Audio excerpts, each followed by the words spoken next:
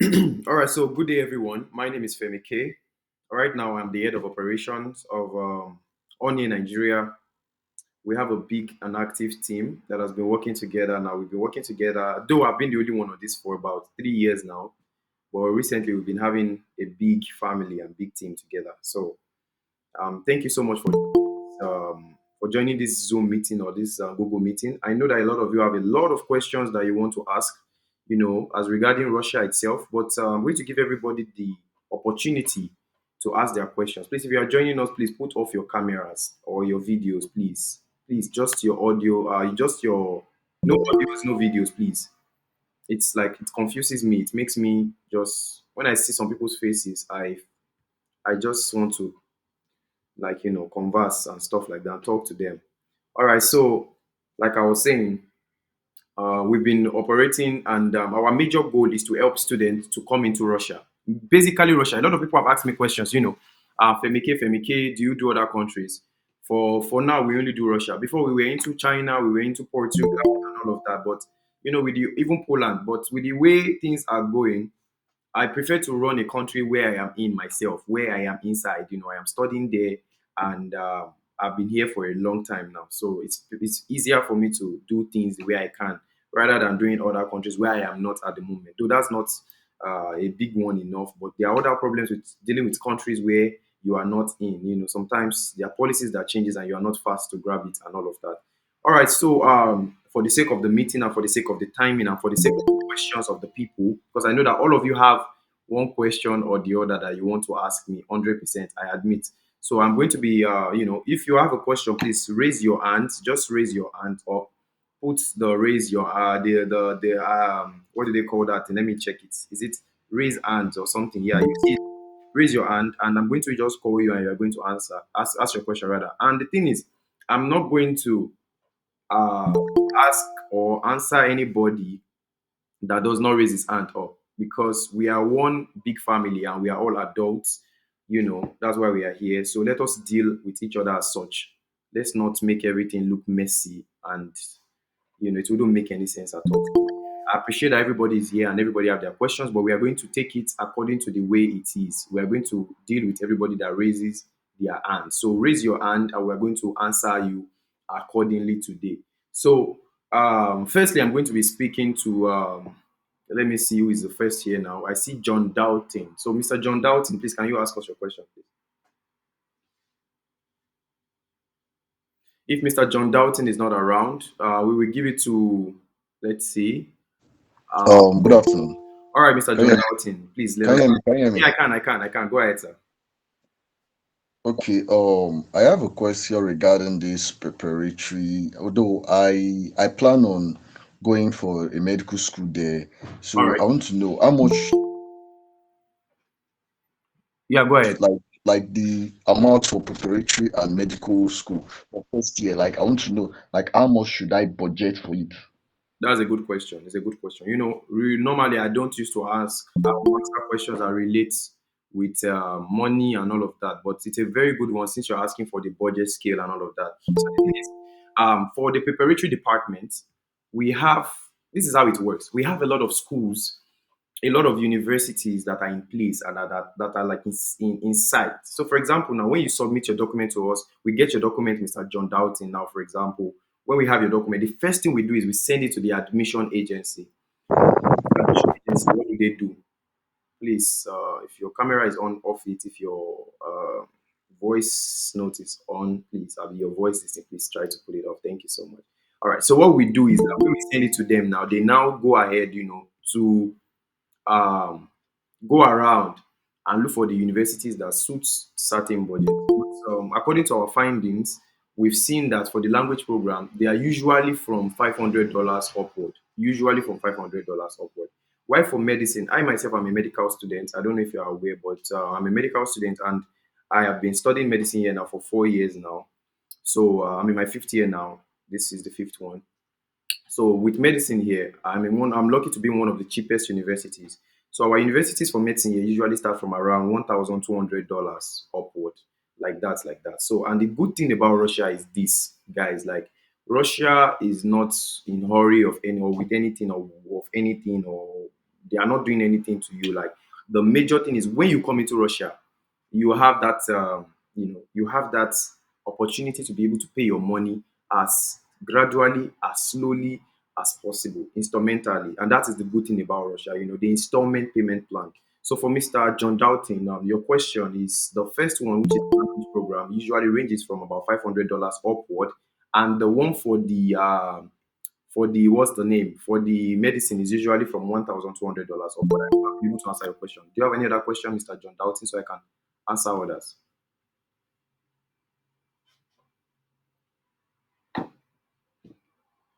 Mr. John Doughton, are you? Great. I get you. Thank you. I'll DM you. All right, no problem. Just come to my DMs. Yeah, I'm available. All I right, can hear you. I said I'm clear. no I'll problem. DM you. I understand now. No problem at all. No problem at all. No problem at all. All right. So let's see. So thanks, Mr. John Doughton. Let's go to the next person. I see Mr. Easy Deans. Easy Deans. Um, if I'm pronouncing it correctly. I'm actually a Sorry. I'm so sorry. girl. Please forgive me. Actually. Forgive me, Mrs. Easy Deans. I'm sorry. So my question is, as a Muslim girl like me right now, is it possible for me to do the modeling job? Mm. As a Muslim girl, is it possible to do the modeling jobs? Okay, this is a good question. Thank you for that question. Apparently, I made a video on YouTube recently on the modeling system in Russia because a lot of international students, be it old, be it young, are into the modeling thing and it brings money. So with modeling, please, if your audio is on, please try to please put it off, please. Please, thank you very much. Thank you.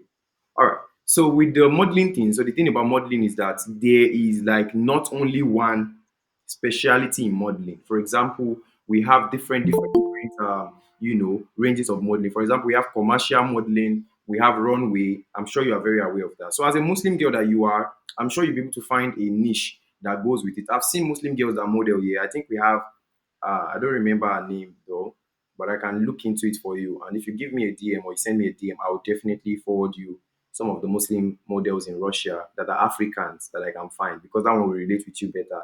So is that your only question or you want me to enlighten you more on it? Then just like the other guy asked, about the fees for my course, which is physiotherapy.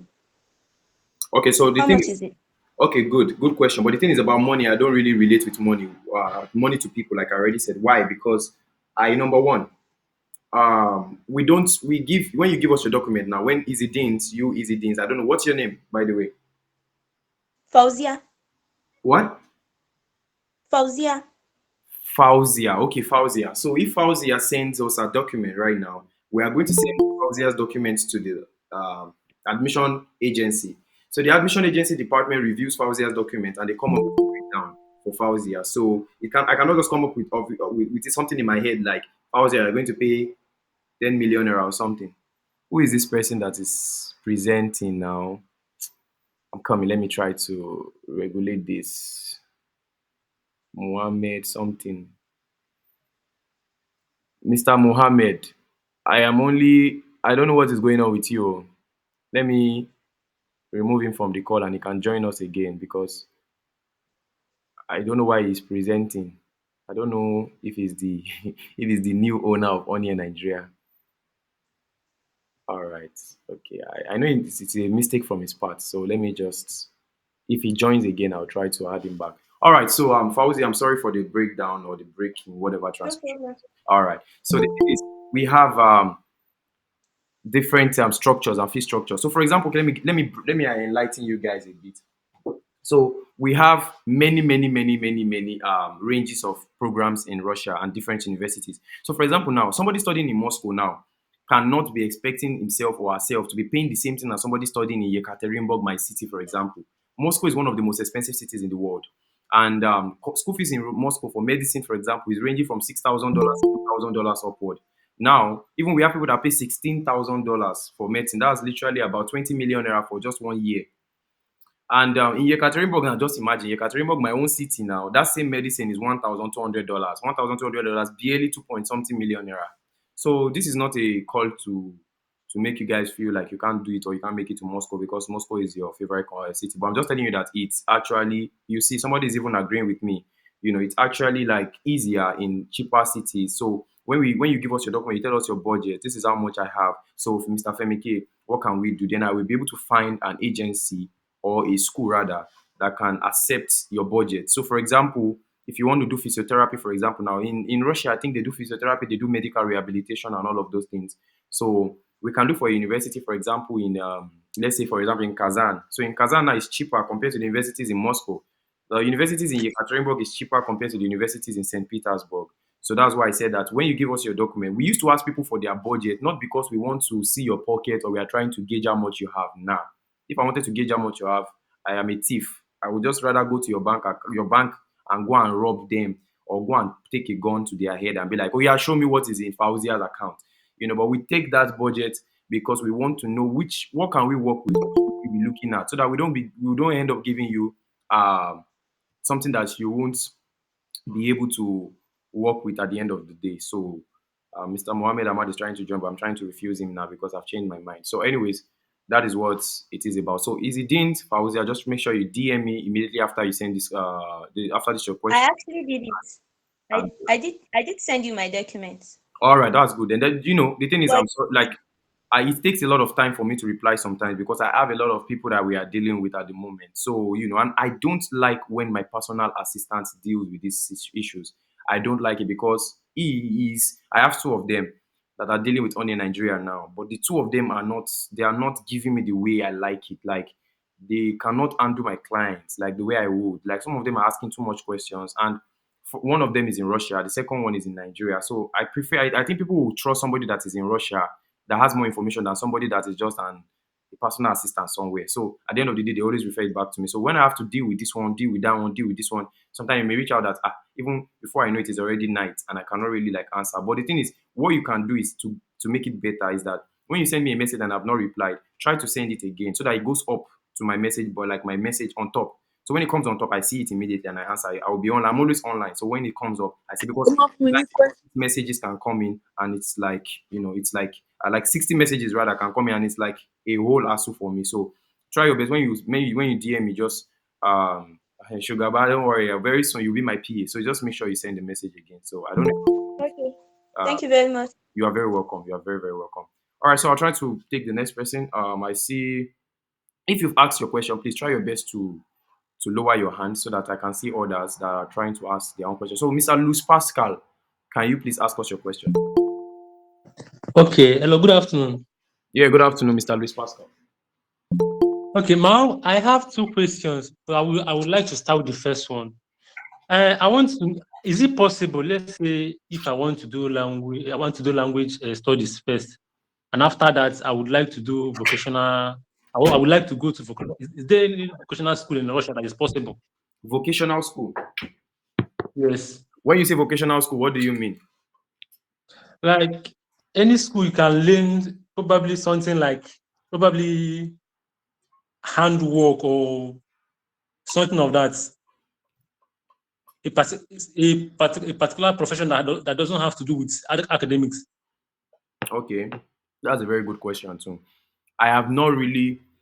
My agency has been working for 4 years now. We've not really dealt with people that are trying to get into not academical part of things, but I can look into that for you and I'll let you know because in Russia, let me tell you guys something. The best way to come into Russia now is with education, with study. When you are trying to study something, when you are trying to do something at this, even if it's medicine, even if it's engineering, even if it is a language, it is better to come in with it than coming in with just all this vocational, all of those and all of those. But don't worry, Mr. Louis Pascal, I will do my due diligence to doing research on that and I'll let you definitely know about it. Is that all of your question or you have more? Okay, I still have one. Thank you very much. I still have one. Very well. And that one, for instance, in some countries, yes, sir. Let's say immediately you are done with your studies, you are expected to leave the country. Yeah. How about Russia?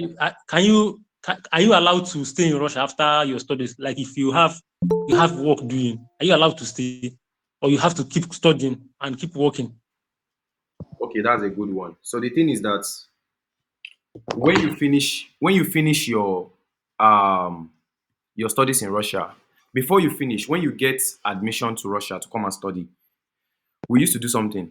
So what we do is that when you get into the degree course, for example, let's say that you are studying physiotherapy like Fauzia now. So Fauzia says she's doing physiotherapy. So when she starts in her first year, you can get criminal record reports from Nigeria, which is a police report.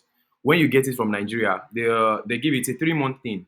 So when you get it to this place, you legalize the document. After you legalize the document, you can apply for a temporary residence. So when you get your temporary residence applied, I, by virtue of God's grace and everything, I have the permanent residence with me right now. So when you get your temporary residence, after your school, you can turn it to your permanent residence. So you can live in Russia, study in Russia. If you like, don't work. If you like work, that is not their business because you're already a citizen. It is easier to get your PR in Russia compared to other countries. All you'll be needing is your police report document that comes from Abuja, and we can handle that for you. It's not an issue.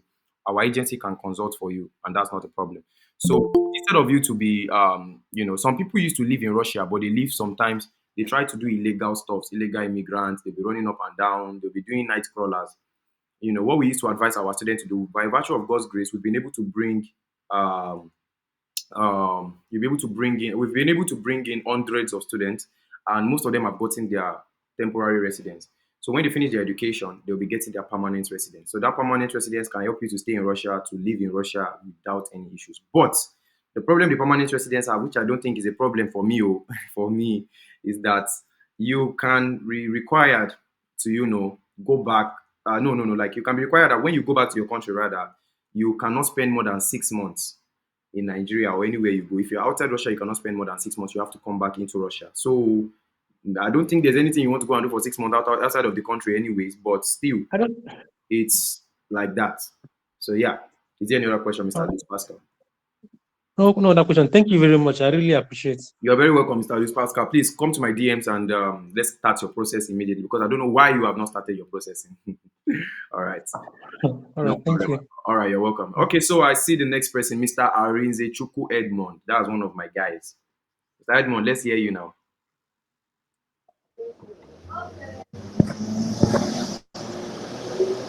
Yeah, Femi, what's up?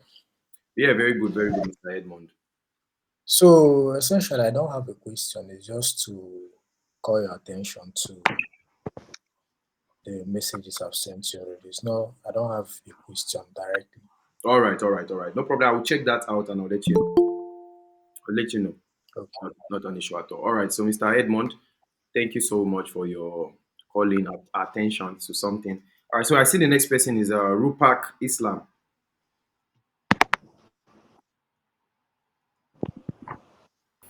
Hello, Assalamu alaikum. I'm from Bangladesh. You're from where, sir? Assalamu alaikum. I'm Hassanul Islam Rupak and I'm from Bangladesh. Oh, okay. From Bangladesh. All right. Let's hear you, sir. I have some questions. So, if I already completed my BA honors in English in Bangladesh, and I'm interested to go in Russia, and I want to complete my master's degree from Russia. Okay. And I want to know if I completed my master's degree from Russia, then can I get a PR if I complete my master's degree in Russia? Of course, it's possible for you to get your permanent residence, Mr. Rupak. It's possible for you to get your permanent residence when you are doing your master. So what we do is this: like when you come into the country, when we process your admission for you, when we help you to come into Russia, what we do is we immediately like tell you that what do you want. So what do you want to do? Do you want to continue? Do you want to get temporary residence, or you just want to finish and maybe go to another country? Because sometimes we have other people that want to maybe go to other countries like Singapore, like Indonesia, and all those places. As many of them like that. So what we used to do is we ask them. So what we can do in your case is that when you come in now for your master's degree, now when you finish your master's degree, you can get the PR by easily just getting a police report from your country in Bangladesh. I'm very sure that in Bangladesh they have the the police system.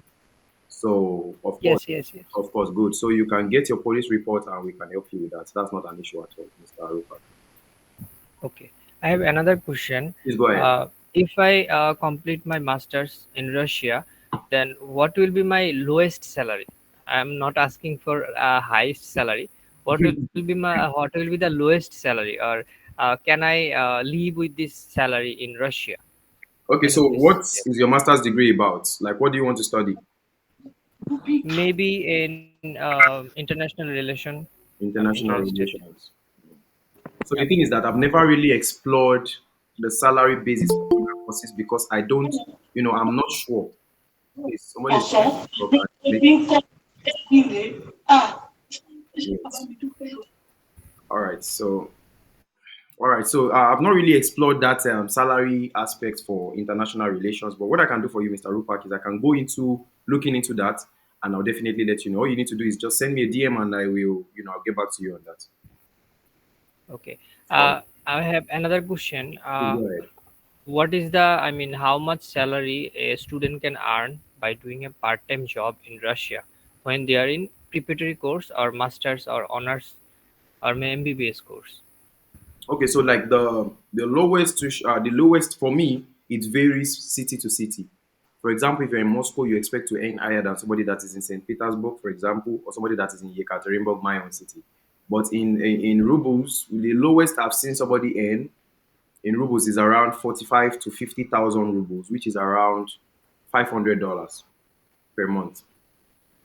Okay. That's the lowest I've seen. And considering the fact that Russia has a very low cost of living, very, very low, that money is more than enough to keep you alive for the month.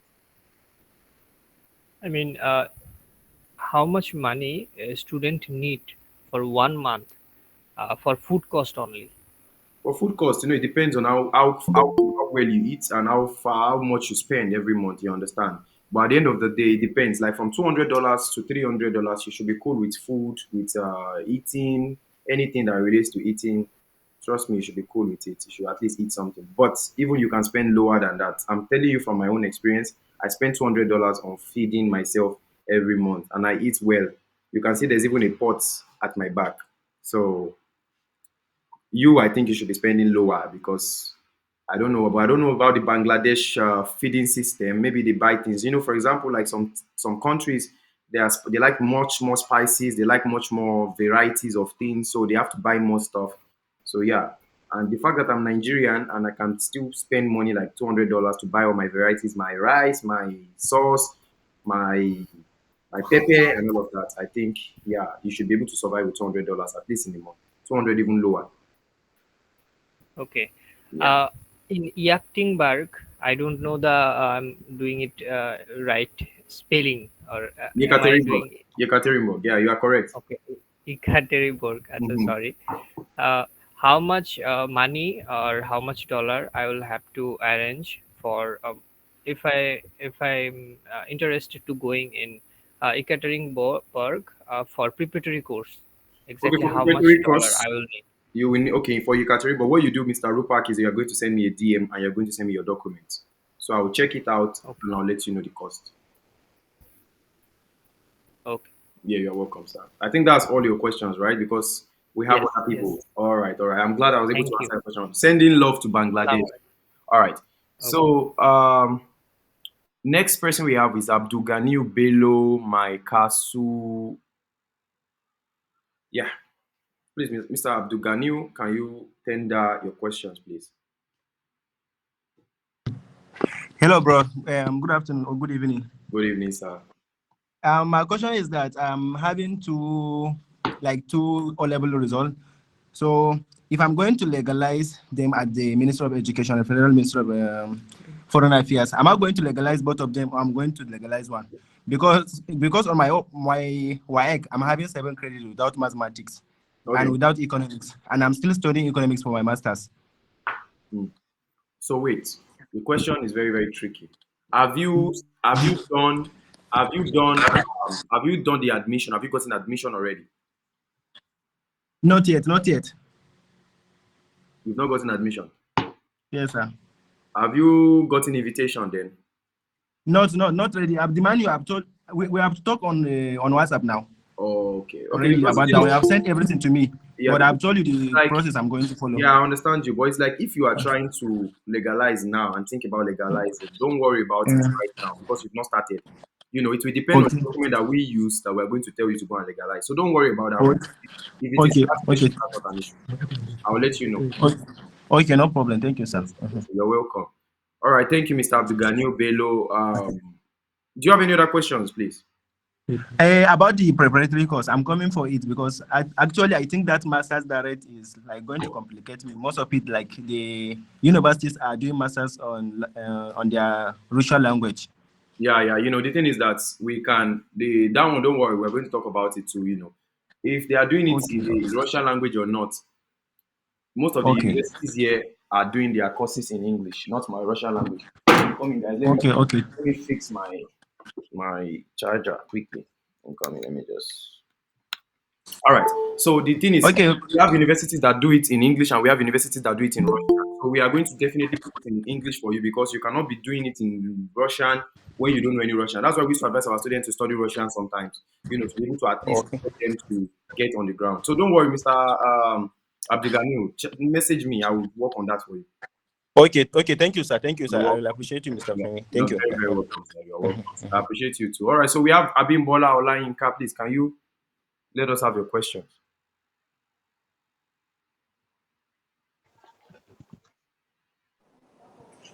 Wait, guys. Good evening. Can you hear me? Yeah, we can hear you, sir. Good evening. Good evening, sir. Yeah, the question that I want to ask for some people have even asked about it myself. But the only thing I want to know now is that, the process can take like how long before, like, I can take like how long? We can't really hear you, Mr. Bimbola. Your network is breaking.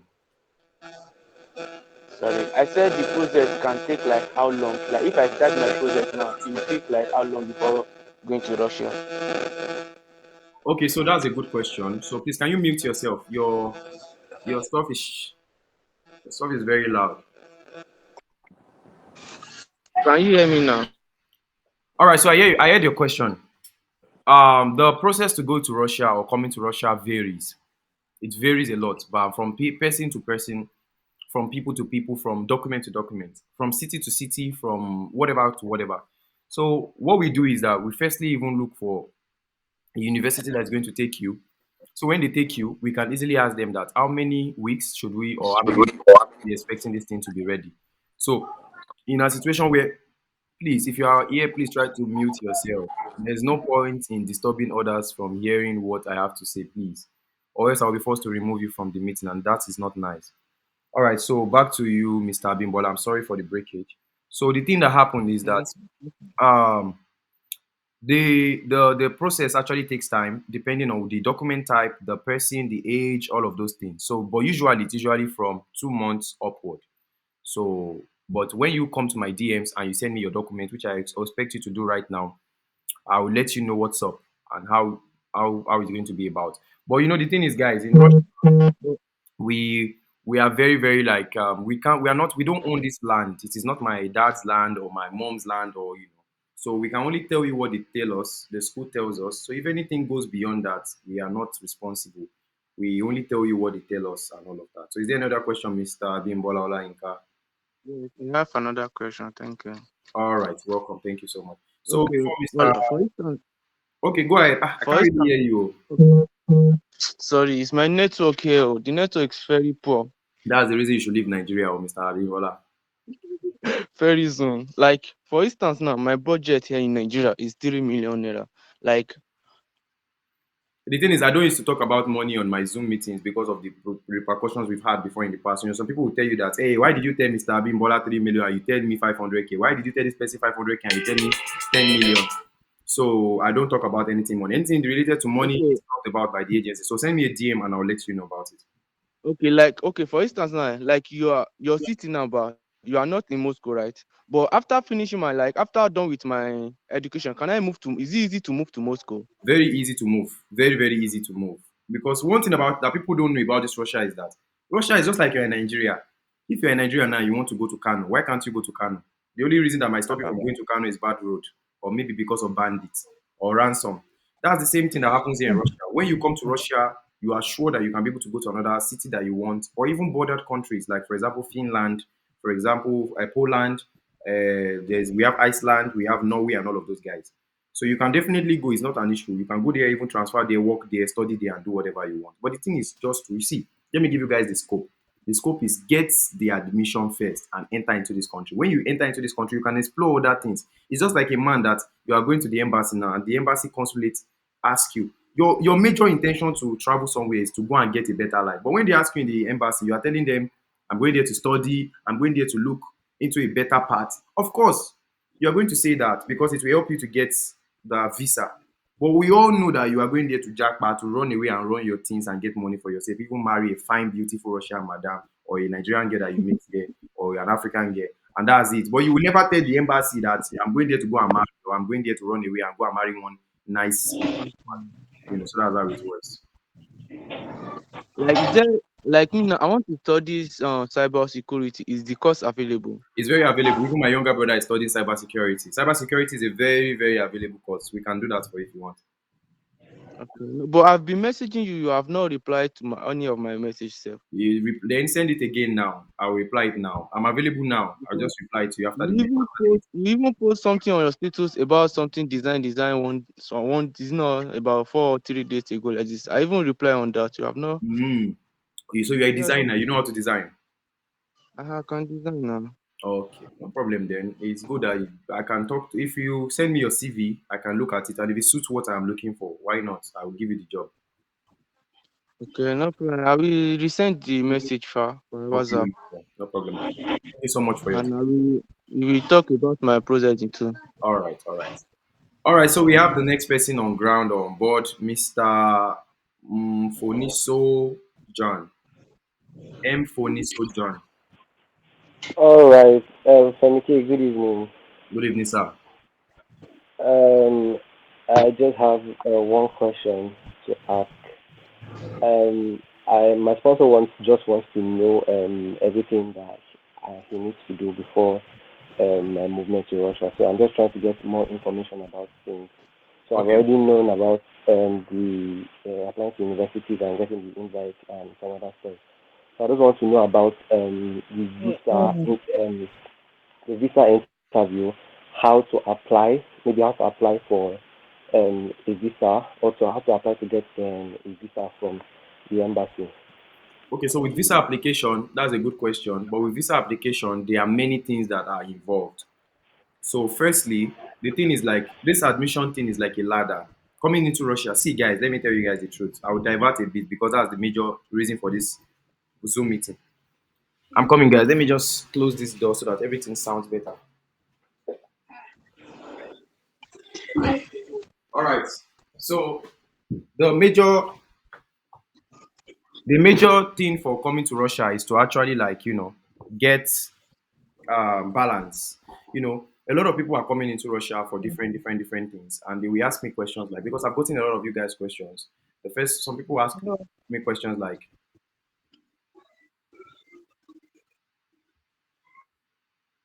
all right. So some people ask me questions like, Femike, can I get a job in Russia? Some people ask me, Femike, I want to come to Russia, but I don't know how to do it and all of that. The best way to come into Russia is through education. So, Mr. Foniso John, I didn't really understand your question properly, but what are you talking about this thing? I don't really get you. Okay, what I'm trying to ask is the process of applying for visa.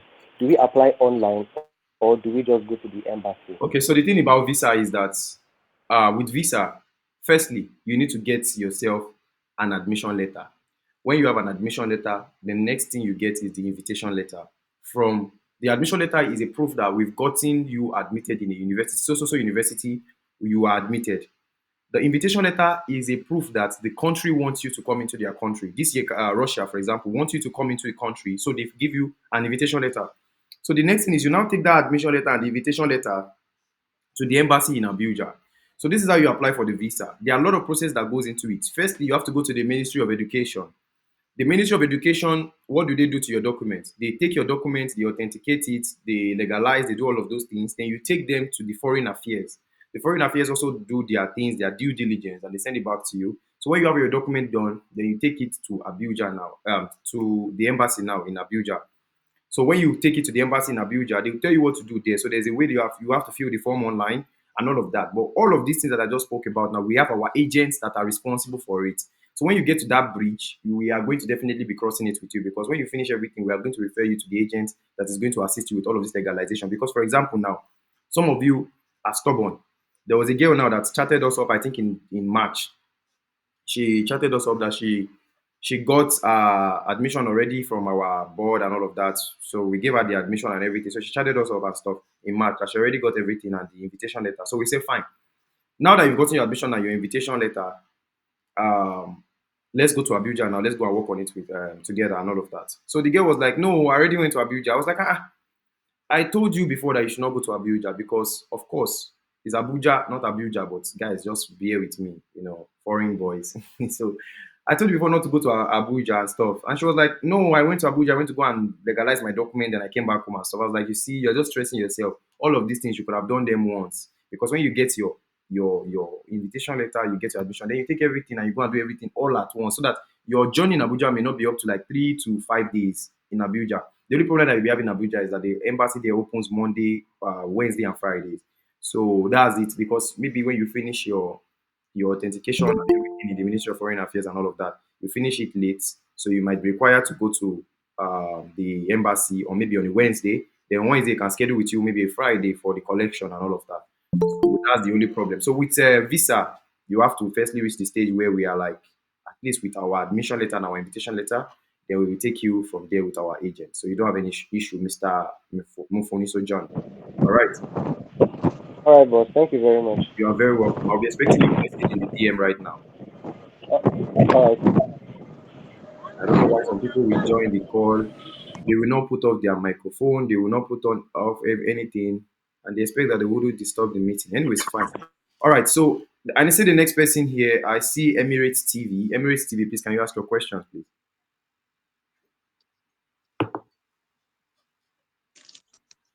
Please, let's be fast so that everybody can ask. We have a lot of people that want to ask their questions, and I'm sure that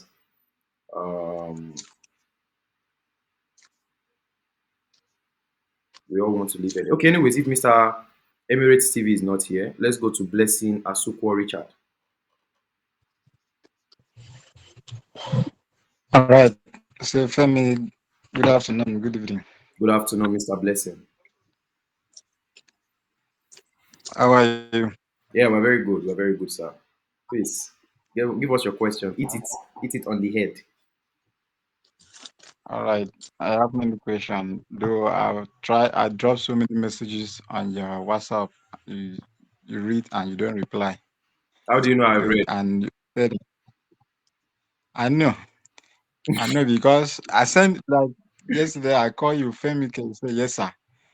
Immediately Yes. after you said yes, sir, I dropped my question. I did not attend to it, but you read it, so I knew it. Actually, I don't. And Sometimes when the thing is, sometimes when people say FMK and I say yes, sir, it's like I'm online. Yes, sir. Yes, sir. Like, what can I do for you? So, and again, okay, the thing is, sometimes when people send messages, they don't go straight to the point. So, but I apologize for that. I would definitely check that out. And the thing is, please, guys, you guys that are on this message or on this channel already with me, it means that you guys want something. If you want something from somebody, you will not be proud though. Just come back again and ask. Just right now, you can go to my DMs. Hello, guy. How far? What's up? What's up? I am a guy like you guys, and I'm a human being. I'm a Nigerian. So, what's up? What is going on? And I'll assist and I'll answer. So, no problem at all. So, Mr. Blessing, go ahead, please. I understand. So my question there is that Thanks for your because I understanding. sent you my document, and I also told you that I want to be on my transcript because you said that you send my transcript because I asked you between masters and first degree which one is cheaper. You made mention that the masters program there that you have some cheaper courses on masters. So Yeah. I now said okay, let me prepare, let me process my transcript and send to you. So when I ask you how far should I go ahead for the transcript or should I go on a first degree program, you did not reply me. Is And I the also transcript asked you, ready? please, Is the transcript ready now? hello, can you hear me? Yeah, I said, is the transcript ready now? Hello, Mr. Blessing, can you hear us? I said, is the transcript ready now? Is it ready now?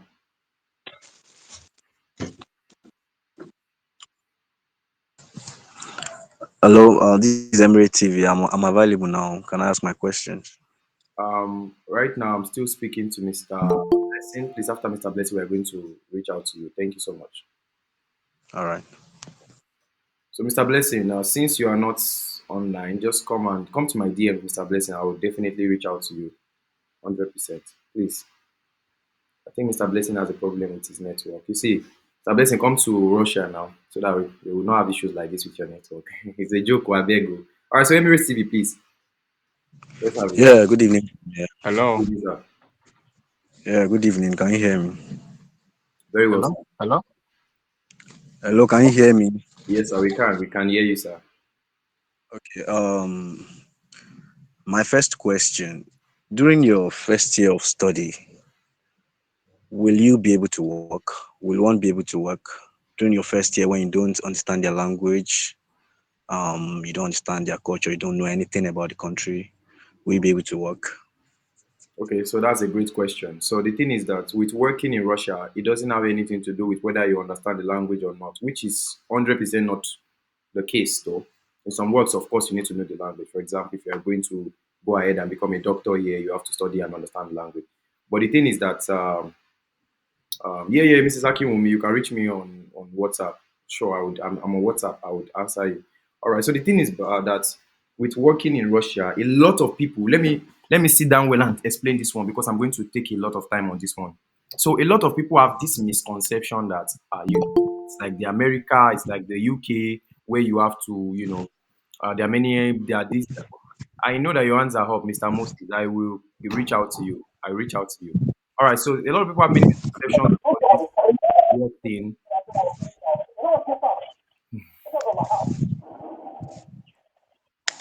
God will help us,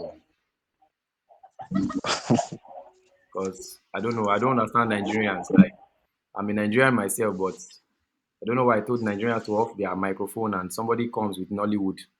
All right. Anyways, so with the job thing, it's possible you can get a job in your first year of school and get in your language here. The thing is, a country like Russia will always have an active workforce. What is a workforce? A workforce is a system that is derived upon the fact that people need something. It is active. So the fact that you are studying here does not mean that you cannot work. You can study and work effectively. Even from your first year, you can be working. Even from your language year, you can be working. I came here and after, though my first 3 months were rough because I was a mommy's boy, and I didn't know anything. But after those 3 months, I was able to get a job. I was working and I was doing things. I was teaching English, I was doing all of those and all of that. So it's very, very possible for you to get a job in Russia when you are in your first year.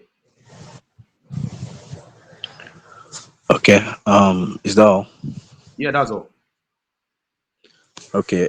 Secondly, um, the dormitory where you stay when you arrive to study, like, must you stay in the dormitory or you can look for, like, must you stay in the hostel or you can look for, or you can get a house outside to stay? Yeah, Mr. Blessing, I'll reply your WhatsApp your WhatsApp message because Mr. Emirates is asking his question now. So, Mr. Emirates, about the dormitory and all of that, the way you are even talking, you are Yeah. talking like an odogu, like the way you're just picking your question one by one. So I'm sure that your type will not want to live in the university hostel. In Russia, here we call it obshijiti. Obshijiti.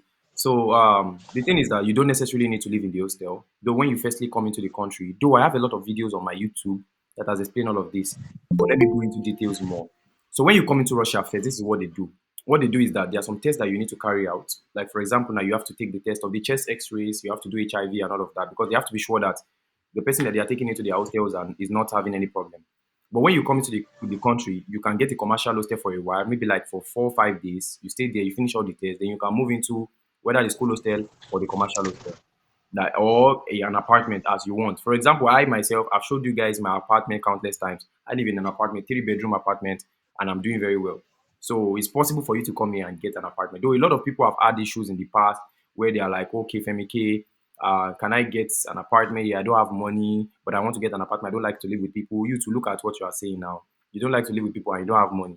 If you don't have money, then you like to live with people. So but when you come into the country, you can also your way out. You can go and work, and when you work, you can get your apartment, pay your school fees, and feed yourself. That's not an issue. So in your first year or your first time in Russia, you can definitely get an apartment to stay in.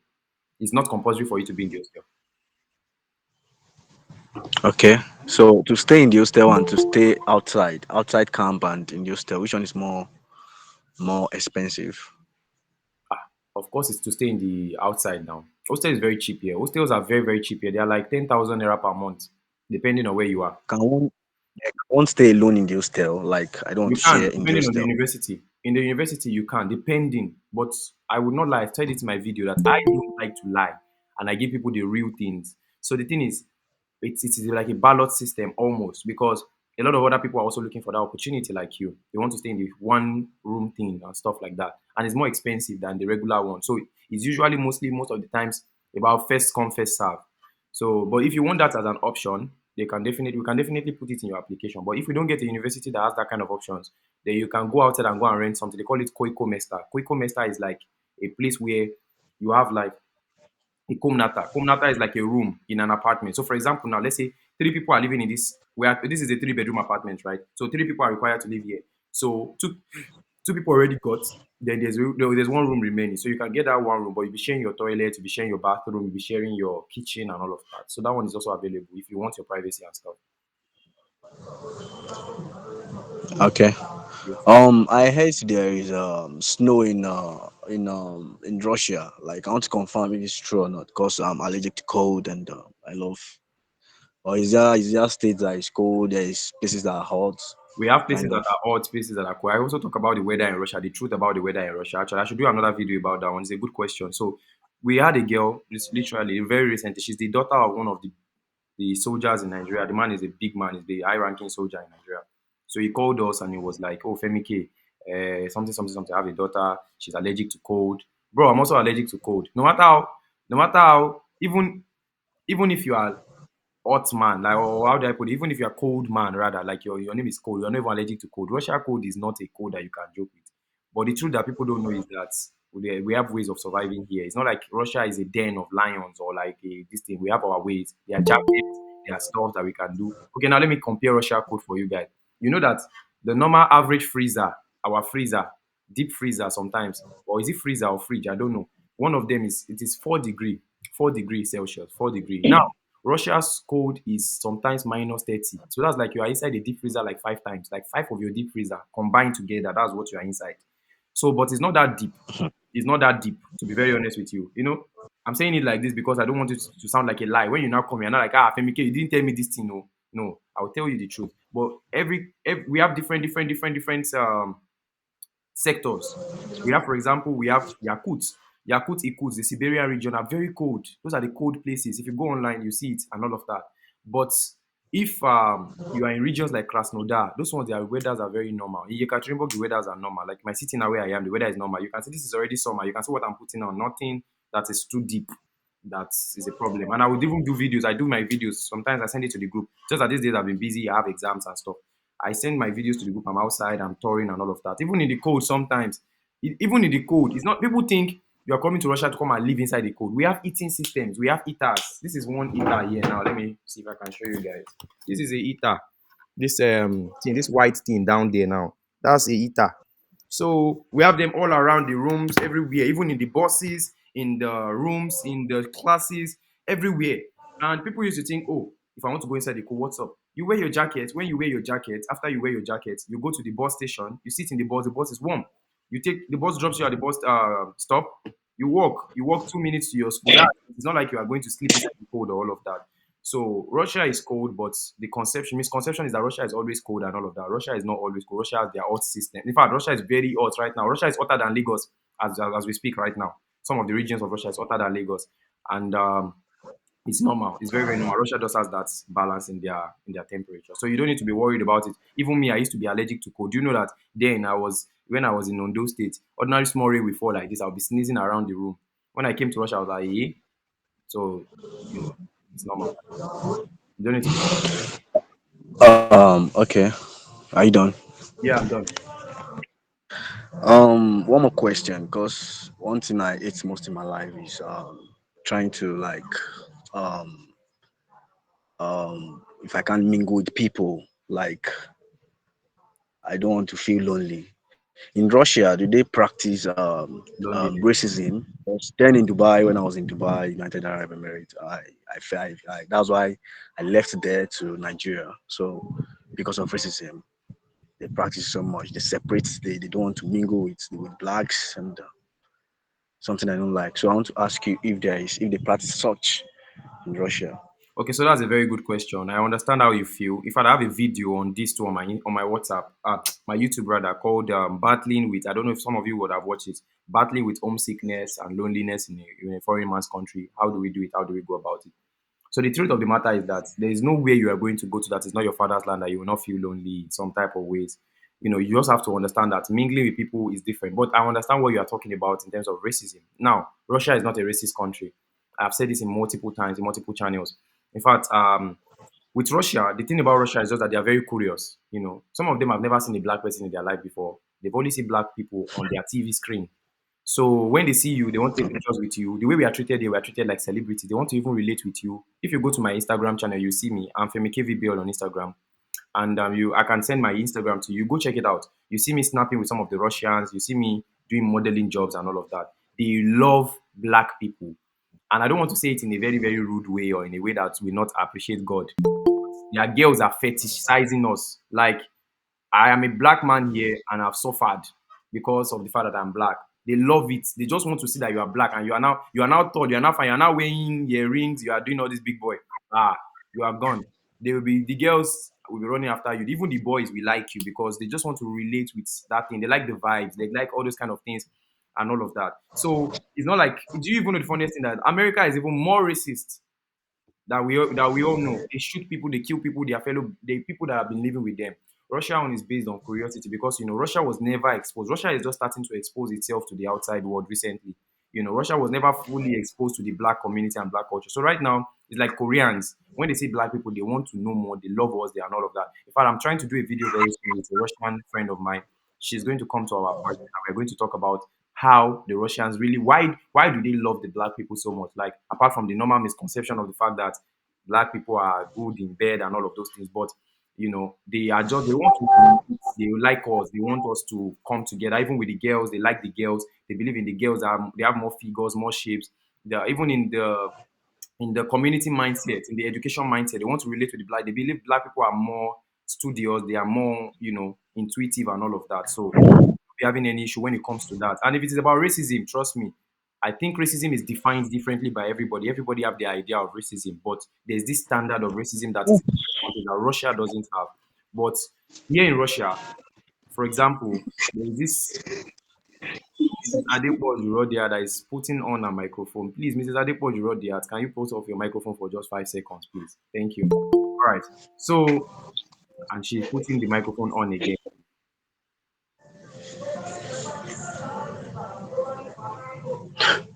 Sorry, I've just removed Mrs. Adepoju from the call. All right. So now, nice. Like I said, rather. So if you are the person that you are scared of loneliness, is lonely at the top, gang, gang, gang, gang, gang, gang, and all of that. But don't worry, Russia is not that kind of country that will separate you. No, Russia loves you. They even want you. Even the way you are talking, I've not seen your face, but I know you are a cool person. You've traveled, you have explored.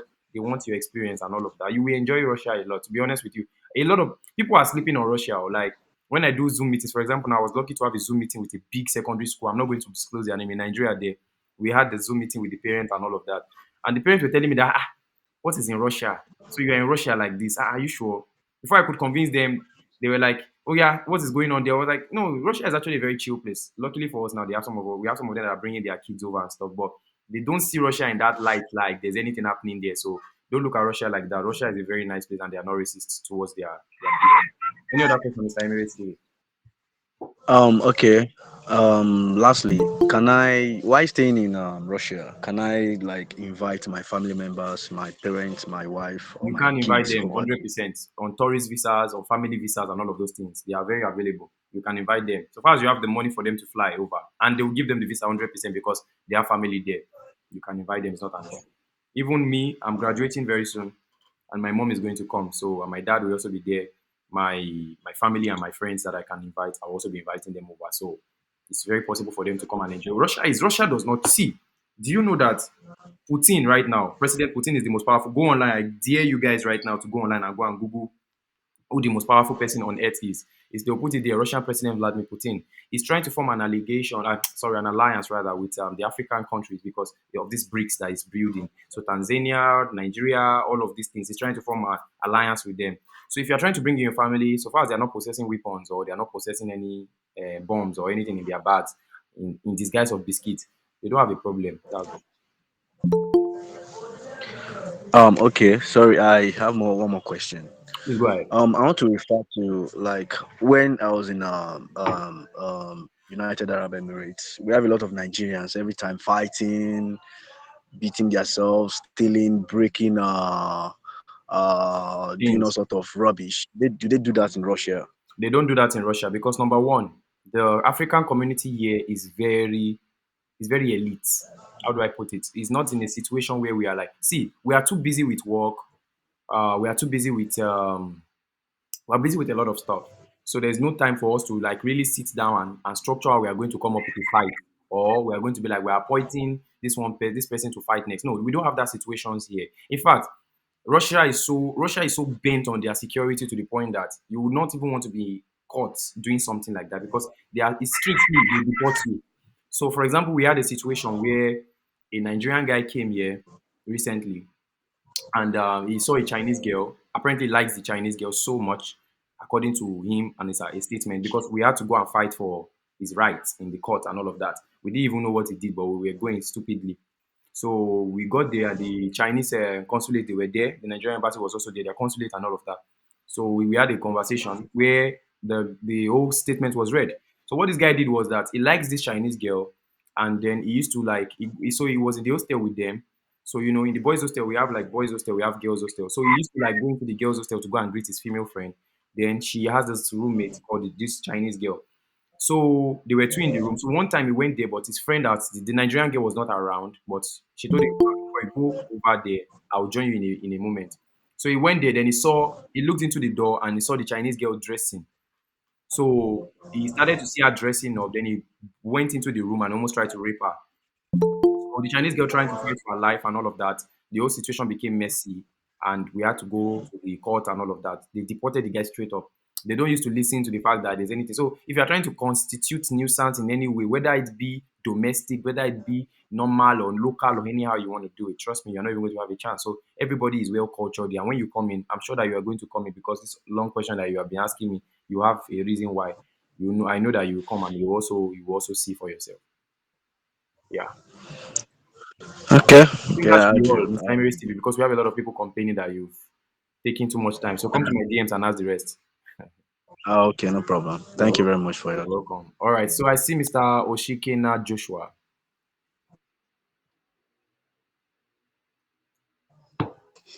Uh, Good evening, Femike. Good evening, sir. Yeah, I chatted you last time, and you said that you are going to look into what I can do. So you've not really given me response in regards to that. And I Okay. sent you, although I know you always respond to me anytime I send you message. Thank God. I want to read dentistry, so Okay. I don't know how possible. I have an HND in dental technology. Okay. Yeah, so I don't know how possible that is going to be, Hmm. So and how HND in much does dental it cost? technology. Anything with Yes. price. I'm not going to discuss anything with price here because I don't know. Okay. I understand. I understand. I understand. I've heard it clearly. Good, good. So I have said that in the beginning of the video. All right. So with dental technology HND, that's not an issue at all. We can actually look into universities that are going to be able to accept that. Guys, this is the thing. When you send us your documents, that's okay. See, You've not said I should send any Yeah, documents. that's why I'm That's the like, thing. we have to look into it. So Okay. send me your documents and I will check into it. I will send it to the appropriate department and I will let you know. Because sometimes some people send us documents, but they did not reply to us from the admission agency department that we work with.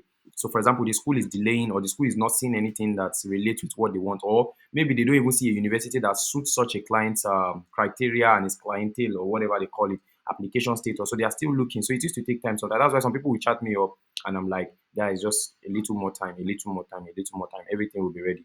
So for example, now we have some students that they want to come to Russia, but they want to pay nothing in their school fees. They just want to come here without, they've stopped that policy. They've stopped this. Russia has Yeah. stopped that policy, but we've had some students from the past, like from like January, that when Russia was still doing that policy, we submitted their documents. So now Russia, they have their document, the university has their document with them. But the university is now at the point where, and I understand them, they're now at the point where should we do it for these people, give them the admission, or we should hold on a bit, get the people that are going to pay, get enough money, and then push for these people. So it all works like that. So let me know. Just send me your HND, in dental, whatever. Give me your passport also. I will definitely get back to you on it, sir. No problem. Thank you very You're much. very, very welcome, sir. All right. So I see Mr. Akimboye Ridwan Alabi.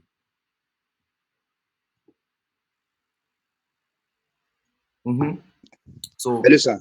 all right, sir. We can hear you, sir. Good evening, sir. Good evening, sir. Yes, sir. My name is Ridwan. So from Nigeria. Yes, sir. I'm currently studying anatomy from the at LAUTECH, Akitola University of Technology. So I'm about to finish my bachelor degree. So just remain 3 months now. So my question is that for the master's program there, so I'm looking for a specific program that is cheap, not really costly. So for me to study, like Wait, sorry, sir. biomedical. You are saying that you are still studying presently in Lautech, right? Yes, sir. Almost done. You are not Yes, sir. done yet. Yes, sir. Yes, sir. Okay. All right. So, what's your question, sir? My question is that immediately I want to, like, if I'm done immediately, I don't want to waste my time in Nigeria here. Immediately to see like a scholarship, or like they should admit me immediately, sir. How many years is remaining for your program to finish, sir? 3 months. 3 what, sir? 3 months. 3 months. Okay.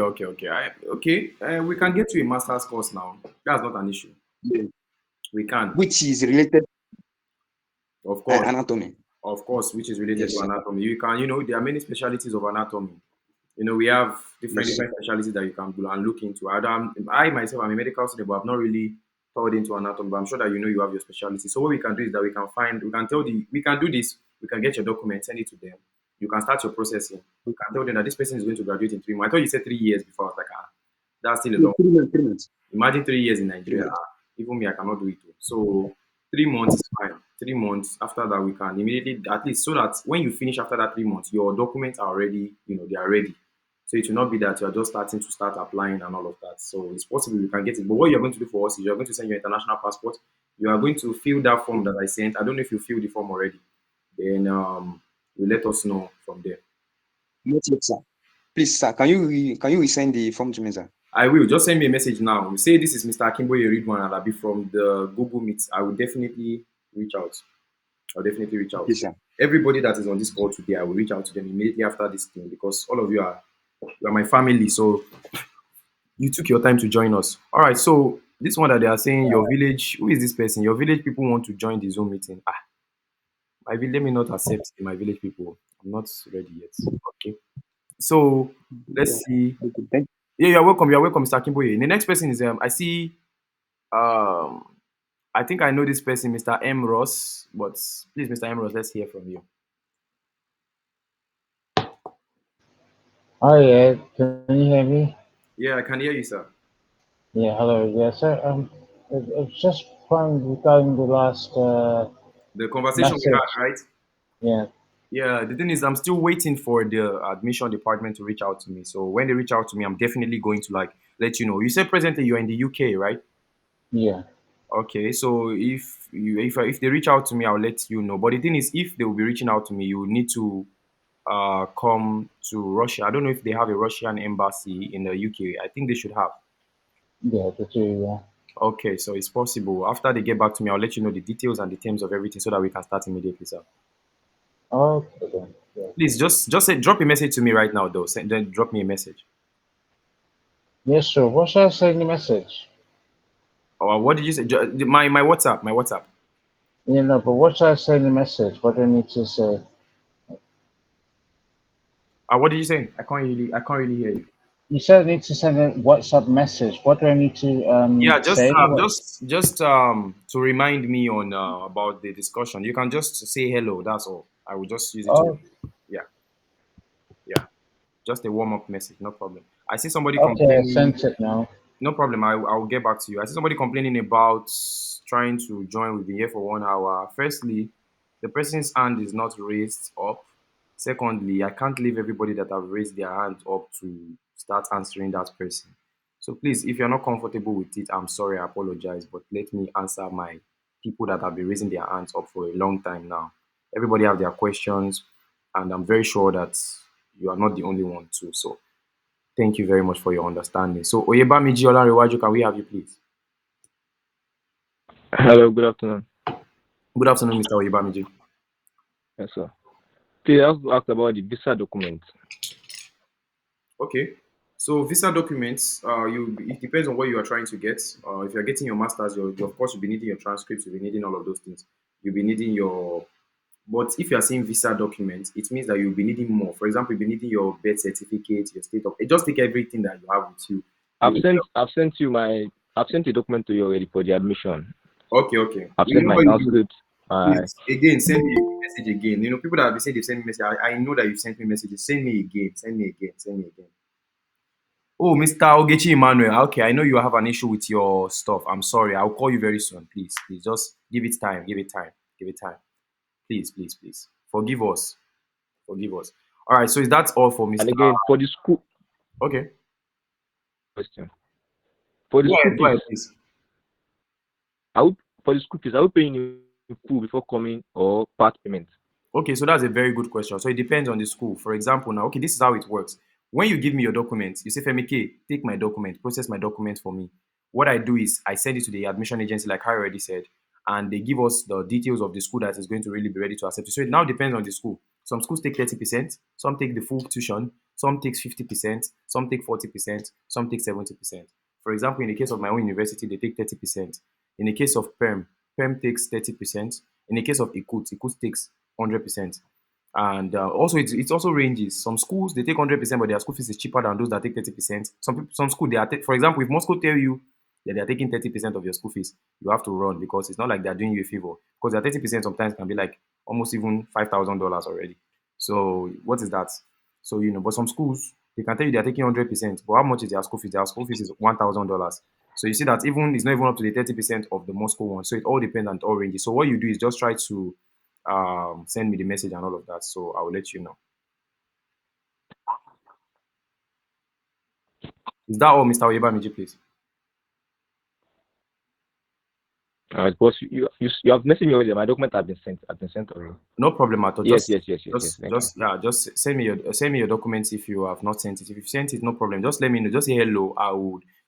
Everybody that is on this meeting, I understand that all of you want to travel. That's why you are doing it. That's why I'm setting this meeting so that I can answer everybody like this, because sometimes it is known that I cannot answer everybody all at once on my WhatsApp. Typing 3 to 20 people at the same time. It's not really going to work because I have school and all of that. That's why I said, okay, let me talk to you guys directly and all of that. So thank you very much for your question, Mr. Oyebamiji Olanrewaju. I would like to also bring in the next person, Bolanriwa Sunday, please. Bolanriwa Sunday. Let's have you, please. Yeah, good evening, Mr. Femi. Good evening, Mr. Bolanriwa. Yeah, I just have 2 questions to ask. The first one is, when I come to Russia, can I travel to other country like those European country? Can I migrate to those European without being a student or studying in Russia? Can I travel? Okay, so now that's a good question. So according to our research recently, let me see quickly how many countries you can travel to with a Russian president. how many? Because you can travel to a lot of countries, but so according to the Russia system, you can actually basically travel to most of these countries. So the thing is, firstly, what you need to do is that in some countries in Russia that you want to travel to, you need to go and apply for their visa. If you can do all of those trades, why not? You can do it. Me, I will not lie to you guys. I've never traveled to any place outside of Russia since I came here, and it's not because I don't want to travel. It's because I don't have the money to travel. So if you have the money to travel, 100% they will allow you to travel. And the thing is, it is even easier to travel from Russia to another country than to travel from Nigeria to another country because they know the embassies here they give you visa easily because you're already in another man's country. They've seen that you've been sane all this while, you've been doing good all this while in Russia. You are not in Nigeria. Nigerians they see Nigerian as they see us as in Nigeria, they see us as we don't have anything we want to do with our life. We just want to apply and run away. But when you're in Russia, you are going to another country. They know that of course you're coming back to Russia because you are studying there, you are working there most likely. Or if you come here, you already have your family and all of that. You can easily travel as you want. Most of my friends they've traveled. We have some guys that are in Germany, even to study. Some are in Singapore. And also one good thing that Russia does is that I've not really said this before. Most of the time, especially for PhD and master's programs, they used to merge with universities.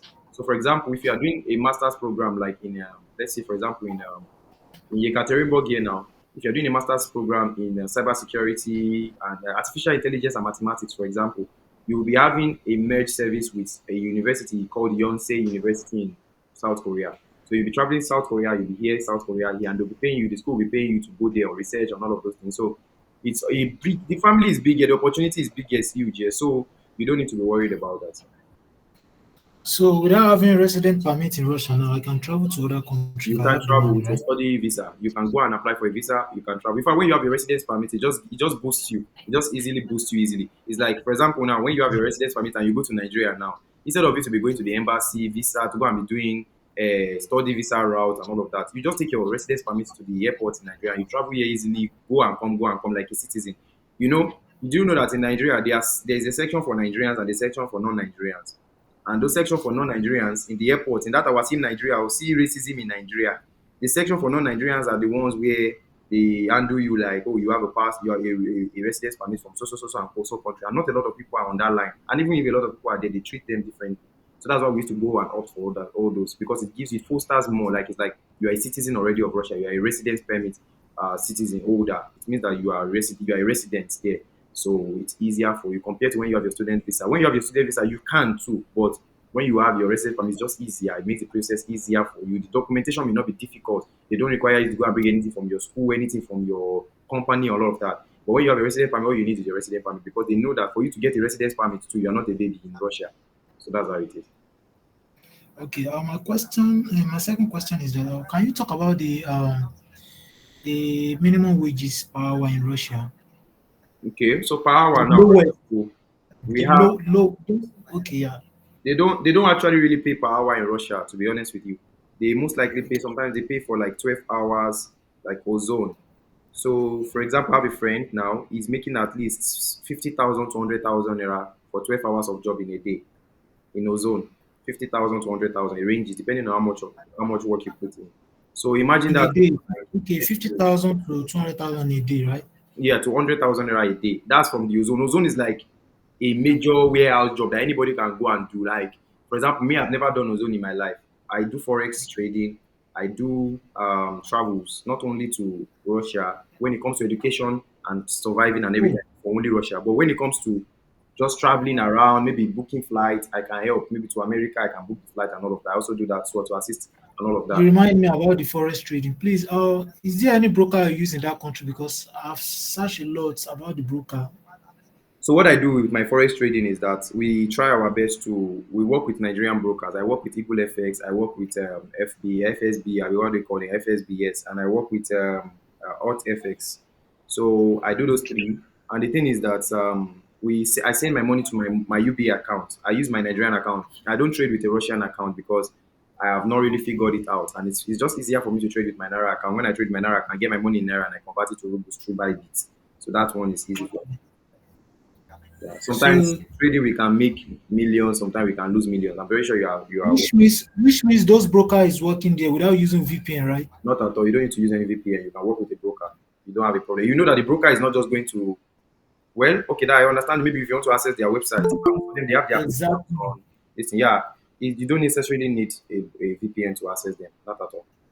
Okay, it's just only the I can go through the broker through internet, but I can't use the app, right? You can use the app too if you want. For example, if FSB has an app here, Igbo FS doesn't have an app rather. Igbo FS doesn't have. What FS has? They have their app. What's their name? Is it? I've forgotten their full name. I call it because I use most of the time. Xmas. Xness. God bless you. XNES, I messaged XNES. XNES is not working. They said XNES is not working in Russia. XNES actually works in Russia though. XNES is working in Russia, but I don't know. I've not used XNES in a really long time. So, but I've been using more of FSB, and I've been using more. Is it FSB or FBS? I used to mistaking the name, and I've been using FBS. hair, and I'm using Yugo FX. I'm using those both, and I also sometimes I use Alt FX. But Alt FX they did me dirty one time because I was trying to withdraw money. I was trying to withdraw about some big amount of money that I would not like to disclose, and they just reached out to me and they were telling me I cannot withdraw. I was like, why?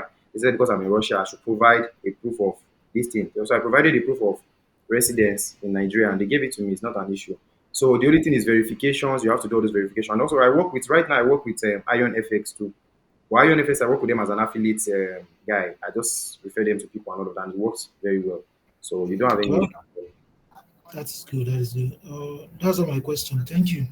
You are very welcome. So with Forex here, you don't need to know all the old big terms, all the brokers need to make money. So far as you're making money and you have one steady broker that is giving you your money, so that's okay. Yeah, that's all. Yeah, that's it. So don't worry. When you come to Russia, if you start your application now, you come into Russia, which of course, if you start by today, by September, you too will be part of us. I'll teach you how to set up yourself. I know you're already a good Forex trader, but I'll teach you how to set up in Russia at least to be able to do, because Russians here, I have a lot of investors that are Russians themselves. They really rock with the whole Forex world, and it's a lot of big opportunity for you as a student. Most of my international students, I teach them Forex, and they are doing really well because in the space of 3 months, 4 months, they are grabbing.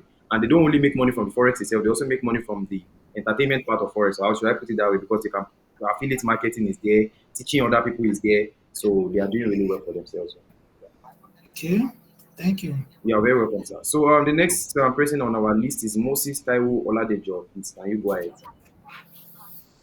After Moses Taiwo, I'm going to call Mr. There's a person that has been telling me that Mr. Emmanuel. I'll call him after Moses. Yeah. Okay. Go ahead, sir. Mr. Ogechi Emmanuel. Yeah, hello. All right. Yeah, oh, thanks for having me. So I just have a couple of questions. I don't know how what I'll be needing for undergraduate and masters, because my brother, he wants to go through the undergraduate, and for me, I want to go through the masters. So I just want to know what I'll be needing, and also I have some questions also regarding the undergraduate, because what if someone has probably you use like a double result for your WAEC and all that? I mean, is it possible, or you So just you know need the thing one? is that in Russia, here, let me tell you guys the truth about Russia. Russia cares about your documents, but all those double WAEC, double this thing, you might be shocked that only one might even be used at the end of the day, irrespective of the fact that you might have a problem with that one. Suits the course that you study. For example, somebody that is studying economics cannot be having a problem with economics in one of the WAECs. Any WAEC that has economics, they can even take it, even if the rest did not make it. Even if he has F9 in the rest, if we can find schools. You know, Russia is a big place and Russia has many schools. Russia has a lot of universities, so we can do that. So you might be shocked that you don't need the two of them. It might just be one of them that we're going to take. So what you do for me, Mr. Moses, right now you can send me the two YX again. If you've sent it before, you can highlight it for me now. So I'll look into them. I'm sure I've sent Yeah. it to the information department, but I can just ask them that what's up about this document. Okay, so now the thing is, for the masters, will I need WAEC or anything? For the Because master, for me also, the yeah, only thing is I used to require my students to start with the language first. But if you language. Yeah, language. That one you can use your WAEC. Because guys, the language is just very easy. Guys, let me divert a bit. Sorry. The language is very easy. Like the language is like, how do I put it? Like the language is like you are an Oyibo man now and you go to the Nigerian embassy. As an Yeah. Oyibo man, in your mind, what your mindset is that you want to come to Russia to come and get a wife. So but when you now get to the embassy in Nigeria, You're now telling them that, as the Oyinbo man now, you're telling them that, sir, oh, I'm going to Nigeria to go and study, or I want to go and learn the language of Nigerian people. I want to go and learn Yoruba, Igbo, Hausa. How do you think they take you? They will. I'm trying to mute you, Mr. Moses, because it's disturbing me. So when you want to ask me a Oh, question, sorry. I'll mute again. I'm sorry. It's just like there's some noise that are just banging there. So um the person, rather the consulate of Nigeria, is asking the Oyinbo man that, why are you going to Nigeria now? And he knows in his mind that he's going to go and look for a nice, curvy Nigerian girl to marry, like maybe Uche Montana, or maybe like Funke Akindele and all of those. But in his mind, he tells them that, I'm going there to go and learn Yoruba, I'm going there to go and learn English or Hausa. What do you think the embassy will do? They will be so happy with him, because they know that at least, they'll be like, Oyinbo, we won't go learn Yoruba. You sure say this one Oyinbo like this? Before you know anything, they'll stamp it and they'll tell him to go. But he knows in his mind that it's a lie. He's going there to go and marry Funke Akindele, Jennifer. Good. So what I'm just saying is that we can have the mindset that we are running away from the country. See, nobody will go to the embassy and go and.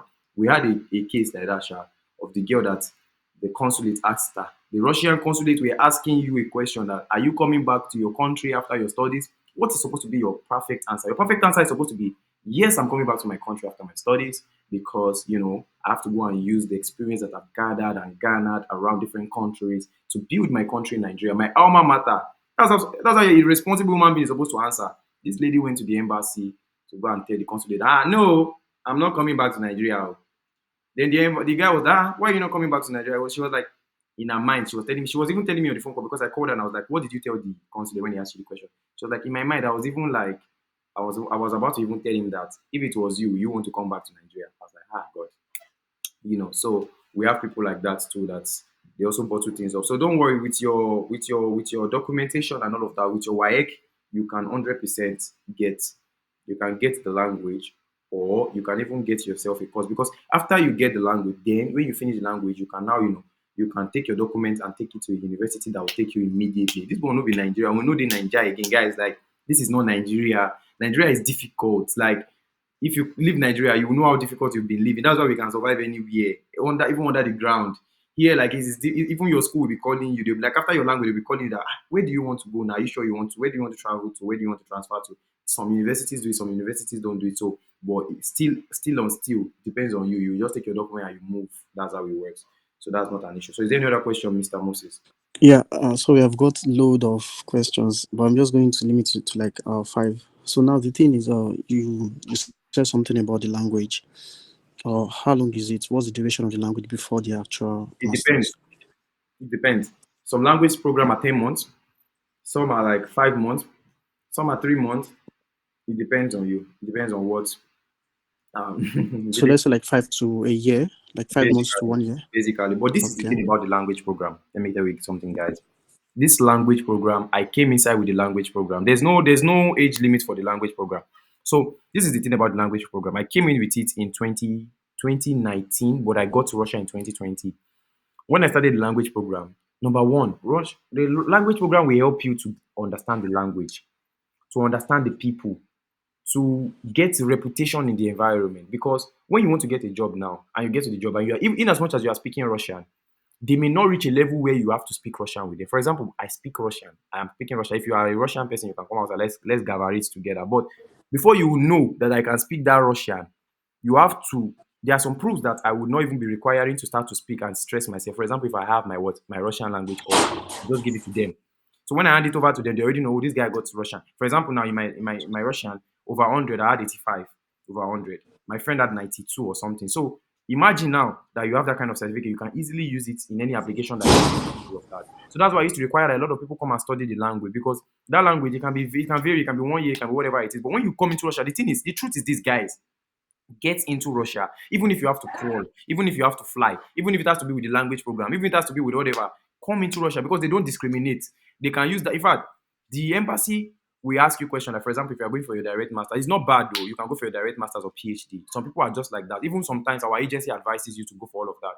So, but the embassy can ask you. They can be like, if you're a master student and you are going for example, you are going for maybe a bachelor student rather than medicine, they can start to ask you questions that are related to medicine. They can ask you how many pints of blood are in the body, how many this. But when you come for the language, they know that there's nothing they should be asking you. They will just tell you different things. Oh, you are going to learn our language. Okay, why do you want to learn the language? blah blah blah blah blah blah like that. So the language is a very very good way to communicate. Trust me. In fact, it's nobody when I if I knew about the language some years ago, I would have been in Russia long, long way back. And even other countries too, like the Portugal, you can learn Portuguese, you can in Finland, Finnish, all of those things. I think if you are trying to explore a country, try to explore from the language program. It's very easy to get in than all those direct things you are competing now and all of the writing exams and all of that. So do you have any other questions, sir? Yeah. So in a nutshell, so what you're saying is like the language is actually the best bet. Is the I best mean, to route to get come to Russia. I don't used to want to lie to anybody, and I don't used to usually even emphasize this enough. But the language is the best way to come into Russia as a student. The best way. But sometimes you can submit your documents to us, and the admission agency reaches out to us, and they are like, "This student, the best suitable way for him to come into our country is through direct masters." We understand. But if you have an yeah. option for language, 100%, you can work, Mr. Popola Ayokunle, you can work with the language program 100%. You can work with it. You don't have an issue. In fact, the language program is like it starts around 9 o'clock in the morning, it ends around 12 for some people. Some people start by 8, it ends around 10. You have free time, you can find anything you want. If your purpose is to come and get married in Russia, you can use that time to find wife. If your purpose is to come and get married, you can use that time to find a husband. If you want to come and get a job, you can get a nice job for yourself. You can work 10 jobs together as far as because you'll be having a lot of time. But when it comes to the direct courses like the masters and all of that, for example, now I do medicine. And imagine me as a medical student, for example, I start my classes by 8 o'clock in the morning. I finish my classes by around 6. When I finish by 6 now, I have to trade forex because I have a lot of forex investors that are Russian. That's what I was telling Mr. I don't remember his name now. That Russia is a very good place for that kind of business. So they will invest and all of that. I have to get back to them on report of how their money is being invested. Before I finish down, then I will now come to Oni in Nigeria, come and send some messages, come and answer everybody's replies and all of that. Before I know, time is already gone. But when imagine I'm doing the language program, I just go there, I come back, I have my time. You can press your phone, you can do whatever you like and all of that. I'm not saying that masters will limit you. Russia is very chill. They are easy. It's okay, but you'll be having more free time. You have time for yourself. In fact, you can come for the language now. Your mentality is that you are coming here to do medicine. When you finish the language, your mentality is that you want to do architecture because you just feel like you've seen more, you've seen everything, you've seen the medicine itself will not even shock you. Do you know that dentistry here pays more than medicine? If you're a dentist here, you're a millionaire compared to medicine. Medicine is also you are a millionaire, but you are not. Most of the dentists here they are driving Lamborghinis, Ferraris, and all of that. I'm telling you the truth because Russians they have problem with their teeth because they eat a lot of sweet things, sugar, and all of that. And do you know that Mumumi, I dropped out of University of Medical Sciences in 2019, dentistry to come and pursue medicine here. When I got here, I was now regretting it. That I should have just finished in dentistry, maybe come here for a course. Then I just opened a small clinic and all of that. So, but that's not for today. So, Mr. Moses, any other question? Yeah. So the reason why I'm just skeptical about the language thing is because if I should, let's say I get into Russia with the language course. So I did at my BSc, I did hospitality and tourism BSc. Okay. So what will be the transition? I mean, what will the transition be like? Because I want to go into business. You come, okay, you want to go into business, right? Yeah, because I'm also a forex trader and I also influence for it also. So I want to, I mean, on studies, I just want to go into something related to that. If I want to do my master, let's like international business and management. Now, this is the good so thing. what will the transition be like? This is even the good thing. You don't have an issue at all, my brother. Even if you want to come to Russia after your language, you want to do medicine, you don't have any problem. Let me tell you one thing. Russia does not respect your documents. They don't respect your certificate. So I don't need. So my O level doesn't really mean because the O level I used for my to be honest, BSc, you know that I didn't have mathematics there. So I had to sit for another WAEC just to get mathematics to combine. When in 2011, just send everything to me. That's what I've said. Like send it to me. You don't have a problem. Okay. So they don't respect your O levels in terms of like they know Nigeria system. They know that in fact, there are centers where you don't need to go there. They will write the exam for you and you get A plus as you want. So they know all of these things. The major thing is that you are going to write an entrance examination, and when you write this entrance examination, you are required to pass some certain levels. When you pass the level, then they know, okay, fine, this person is ready to come into this place. And again, say, as you are doing your language, you have the right to go into any university and speak to their vice rector. The vice rector is my friend. Recently, I don't know if you guys are following my post. That's why I used to say, hello, I'm Femike, save my number. Save my number so you can be seeing my post. I posted recently about me and my dean of international students. The dean, the Oga, we were having conversations. He was telling me that you are a rich man, blah, blah, blah, stuff like that. This is not a bragging right, but just to let you know that they are very chill with you. They don't care about any problems. If you go there, carry your document, I want to do international business, they will ask you, why do you want to move from hospitality and all of that today? And you explain, I'm a forex trader, I want to explore these business things. Trust me, they will give it to you. And if you're even excelling where you get a scholarship, they don't even mind, they will promote you. So that's not an issue. Okay. So the next, sorry, I'm taking too long. Sorry, guys, I'm Please taking let too this long. one be the last So, question then. but yeah, but I believe for my question, probably some people want to ask the same question, and Good. yeah, then Good. they'll be getting it. Someone actually asked you a question in regards to transcripts the other time. So now my own question on that transcript is it, you said it needs to be legalized. So Yeah. I don't know what. So there are two type of transcripts. There is the student one, the one that will be sent into your email. That's the one I have, and there is the official one. So the one that will be sent into your email is the unofficial one. Then there's the official one that will be sent to school directly. So which one are we going to legalize? Is it the student one? We are using the official one. We are using the official one. So, and the official one, I used to hear that, yeah, I've been hearing that thing now for a while, that some people will say that the school does not want to give it to them, blah, blah, Yeah, they blah. don't give it to individuals. They I don't know why send it only. Nigeria is this brutal. Like, you study and they don't want to give you your stuff. But there are ways that you can do it. You can actually tell them that you have a you can use a work email to chat them up and tell them that you have a business job and you need it for your job. You can pay some right. Okay. Eh, so just let them know and all of that. So please, people that are trying to ask questions, please forgive me. We answer everybody's question. Please just be patient. I beg you guys, please. I will answer everybody's question. So thank you, Mr. Moses Taiwo Oladejo, for your questions. Any further questions should be sent to my DMs. I know that you are ready to start. You should start immediately. So send it to me Okay. and I'll let you know. Because Okay, yeah, guys, thank you so time much. is not waiting for anybody. Yeah. There's no time, to be honest. That's why I'm doing this call. There's no time. So the next person I'll be talking to is okay. Let me talk to Mr. Ogechi Emmanuel on Ogbuo. He has been on this call for a long time, and I know that he has his questions and stuff. Let me quickly just answer him and we move on. If he's not around, then it's okay. We have then next person, Tosin. Hello, Oh, okay. good evening Good evening, sir. from Nigeria. I'm so sorry for the delay, sir. Yeah, Thank it's you, like sir. that. You're welcome, sir. Yes, I was having issues that I couldn't raise the thumbs up Yeah, earlier because I when knew I that you joined. were I think I part joined of the first people that wanted to around raise your hands. So you told me that you had an issue. So I remember. I remember. yes. Yeah. So what are your questions, sir? I have few things to say. Number one, I read religion studies. That's my second degree. I read religion and cultural studies, Okay. and that's a University of Port Harcourt. Do I have any offer on masters? Yes, you have offers on masters. If religious studies, no problem. You have offers on masters, but maybe more related to something else. Maybe related to the management part or related to anything. Anything that goes with it. Maybe, for example, you can even go into global leadership, global management, all of those things. It's But if okay. you Anyone is good like that. But if you want it to be definitely the religious stuff, we have to look into it. And sometimes it can take a lot of time to look into universities that have specific courses. But if you are ready to go for affiliated ones, I'm 100%. not stalking. I'm not okay. I'm not stalking at it. That's number one. Number two, since you are advising we move through the language Route. route using Yes, the sir. language, which is good. Yes. Is there still need for the transcript? What is the work of the transcript mean? Because of the age sometimes. Because for example, if you're like above 30, the school can ask that why is this person still just with a WAEC result? It's not like it's a bad thing. The transcript just fosters, it helps you to back up your application to find a school easier and faster. We have people that are 42 and they have only WAEC and they still get admission, but it takes longer than somebody that is 20 and he has a master's degree at 20. That one is every school wants to take that kind of person because they know that at least you are doing well.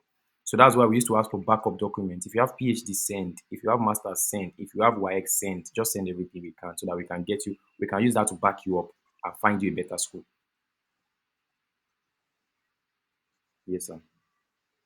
Okay. Lastly, um, you said you're not talking about the financial aspect. I don't talk about it at all on my videos because of the misconception of people. People will be like, why are you telling Mr. Emmanuel 2M or why are you telling him 500K and you are telling me 6 million?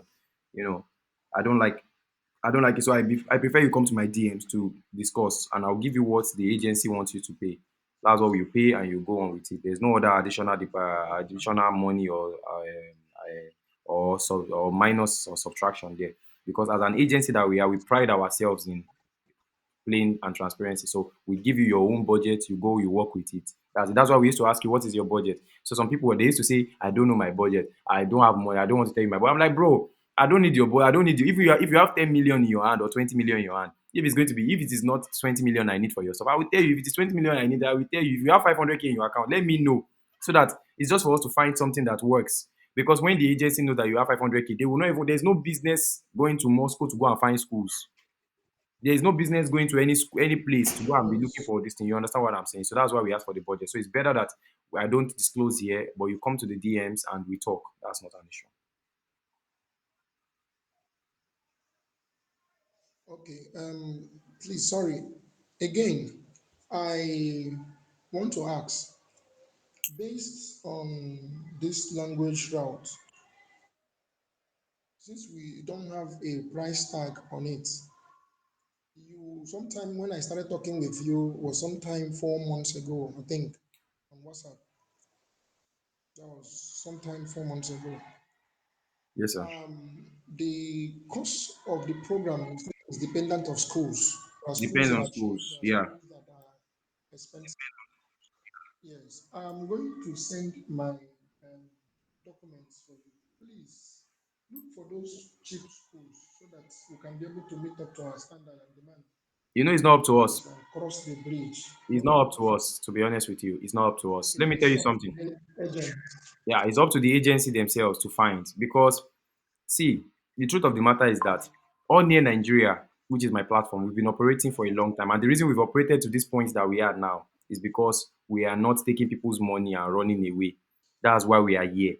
So we try our best to work with the agency, and what the agency tells us is what we do. So, for example, now, if the agency says that this person's document is accepted by Ryazan State Medical University for the language, we will go on, talk to Ryazan. Ryazan will prepare us an admission, tell us their requirements, and we send it to such student. So, if irrespective of how much it is, we let our student know, but we give you a breakdown. The breakdown is something that we follow so that you can be able to know that, okay, this is what you need to follow. This is the guide that you need to follow. So you cannot just say at FMK, I need a cheap school. Everybody needs a cheap school. Even me, I need a cheap school. I'll not lie to you. If I still see a school that is cheaper than this, my medical school, I will still go there. But What I if, am here because that is what the agency sorry, finds for me, sir. Yeah, I can hear you, sir. I can hear you, sir. Go ahead. what if the school you got for a person is above his His budget. his budget? Let's say I'm a budget of 1.5 million total, Yeah. and what you got a school that its budget is around 2.5 million. So Yeah. what will the person do? So what we used to do in that situation is that, number one, we can help the students to look for another university, but it takes time. It takes time. And number two, what we can also do is that now we don't used to have situations like that ever though. Because though we used to have it, but not like current, like Okay. a very concurrent thing. Because we know your budget. That's why we ask you for your budget. So we know that this person has 1.5. Why are we looking for a school that is 2.5 million for the student? If they give us 2.5 million as our budget, we can tell the student about it. Okay, fine, this is 2.5 million. And the student let us know, okay, I can continue with it, I can't continue. If you cannot continue with it, we look for another place. If we can't find another place, I'm sure we're definitely going to see, because for you to have written and stated out your budget in the first place that this is what you have, and the agency should have said yes, there are definitely schools that will be working on that. But the thing is, it might take time, because the higher your budget, sometimes the better it is for you. Because who will not want to take somebody that has 20 million? Who will not want to take somebody that has 10 million compared to somebody that has maybe 500K? You know what I'm saying? So yeah. Because even in Nigeria, Okay. schools are not So like the schools are not September 500K. intake, is that So, what you are sorry, looking sir. at? Let me quickly chip this in. Even in Nigeria, schools are no longer 500K. Schools are expensive now. One of my friends was telling me that she's doing postgraduate in UI. She's paying millions in UI. In Babcock, don't let us even go there. So what are you now saying about Russia and all of that? So you can't tell me I have a small budget. My budget is just, some people, the reason I don't even answer them is this. There was this very specific guy that came to our DM one time. Say, I have 200K, help me with flight, with everything, with feeding. 200K, flight, feeding. Okay. Please ask your next question, sir.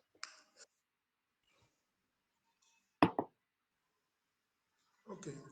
The intake we are looking at now, is it the September intake? If I want to start processing by August, how You know, when you are starting your processing by What August is now, we have just training? 1 month. We have just 1 month. It's very short. Most of the times, Russian schools they take from September, October, November, December. They take around the year. So anytime you start your application, it depends on the school to give us a time. If your school says September, you can make it. Why not? Sure, you come in by September. If the school says October, chicken now, you come in by October. We'll just let you know. That's what we do. And sometimes me, I don't like to lie. I don't like to base my stuff on lie. I will never give you that you are definitely going to make it by this time. No. What I try to do is I tell you what they tell me. If it changes, I tell you too, so that you can prepare yourself and know that this person said I'm going to come by this time. Okay, let me prepare this, and that. So that's how it works. Okay. Yes, sir. Okay. Thank you, sir. You are very welcome, sir. Perhaps I should be able to write you in a contact. It's not even Request if your you are first chatting me name. up now, I will answer you now. So you have to start your application now. There's nothing that is stopping you. The last video we had, the last meeting we had, I think we had about 20 people in the group. About 15 of them paid.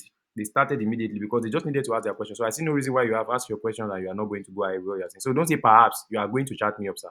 Thank you. Okay. Yes, sir. All right.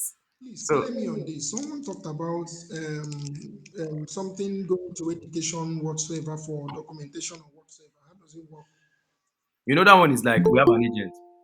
We have an agent that can handle that for you. So what they do is that they will take your documents to Abuja for you and they will do all of those Ministry of Education stuff, foreign affairs and all of that. But when we get to that bridge, 100% we are going to cross it because it's not something for this call. It's something that when you get to, at least you need to get your admission first and your invitation, then we go about it with the agents together. So that's not an issue. Thank you, sir. You are very welcome, sir. So the next person we have, thank you so much, Mr. Ogechi Emmanuel Onugbo. Please, Mr. Ogechi, message me now. I am interested in your seeing your documents and all of that. So the next person we have is Tosin Memudu. Please, Mr. Tosin Memudu, can you give us your questions? Thank you very much, sir. You're welcome, sir. I think I've sent my documents to you Okay. on WhatsApp. I study computer science, so Okay. I'm looking into cyber security, masters in cyber security. So this is my question. After securing admission, is it possible I come with my dependents, my family, I mean my wife and kids? Or how is it like? So you said that you want to do computer cyber security, right? Yes. And what is the then you want what is now the like, question? I don't really understand. You want to come with your wife and your kids, right? Yes. Is it possible to come with my family? Let me see. Okay, so the thing is that for everybody that is coming to Russia, it's very possible for them to come with their family, but you can't come with your family from Nigeria. You even if you're going to come with your Okay. family as an husband or as a husband, you can come with your wife as an individual entity. The meaning that your wife is coming as an individual and the husband is coming as an individual. But what we used to do for them is this because somebody chatted, let me not say somebody chatted me up, or those that we've worked with. I don't want to use that person's situation as the case study here. It's not so good. So, but most people that come here as a husband and a wife because we have a lot of them. We have Mr. David, for example, that came in recently to Yekaterinburg with his wife. So when they come in together, we've had situations where because we have had a situation where the husband, for example, he came. That's the situation I wanted to tell you guys. Let me quickly use it as a case study. So the guy came to Russia. He told me that it was him and his wife that called me. So the wife was like, please, I want my husband and me to travel. I was like, okay, fine. How much is your budget? They spoke about the budget. I sent their documents around. Then we found schools for both of them. Now to pay for the wife was a problem. So apparently the wife does better than the husband in terms of earning. So she told the husband to go while she would just come and join him later. So the husband was like, no, no, no, I cannot leave you, baby. Stuff like that. No, Allah. Then the husband, after everything, convincing, he paid the money and he left. So when he came here, I called him immediately that, Mr. I don't want to mention the man's name because it's a very funny story, Sha. Then he was like, Femike Alpha now, thank you so much. Oh yeah, how do we start this whole process to bring in my wife now? Because he has to go to the Ministry of Foreign Affairs here and the Ministry of International Affairs and Immigration to go and swear that this person is his wife and bring her in and the kids. So it's easy for him that way. So apparently, then he called me. I said, okay, fine, let's work on the document next week. That was what I told him. Then after like a month, because he came in like some months ago. After some months, I did not hear from him again. He didn't say anything to me, and I cannot be pestering him and stuff like that. I have other things to do. Then one day I just reached out to him very recently. I said, brother, are you not bringing your wife again? Then he said, no, no, no, no, Jerry. I've seen another woman that I like here. I said, you have a wife, you have 2 kids in Nigeria, sir. He said, no, no, no. Let them stay, let them stay. If she calls you, tell her that there's no route to bring them in. I was like, can you see human beings? So what I used to advise is now, if you want to come in, you and your wife can both come in then and all of that. So it's very possible. But if you have kids, you cannot come in with your kids because the Russian consulate don't even see it as something that makes sense because they are like, you and your wife has not even gone to this country. You've not seen the place you are taking all your kids to yet. So you have to go there, at least settle in there for like a month, then go to the Ministry of Internal Affairs, go to the immigration and go and tell them that you want your wife and your kids to come in. So far as you have document that proves that she is your wife and this person is your kid, of course, 100%. Because in Nigeria, in the another situation happened, another very funny situation. I said that one in my last video, my last YouTube video, the Zoom meeting we had. So like the situation was very funny because I think the guy was 22 years old. So he came in with a girl. He lied. He did the document with her that showed that she was his wife. Blah blah blah. So they came into Russia together.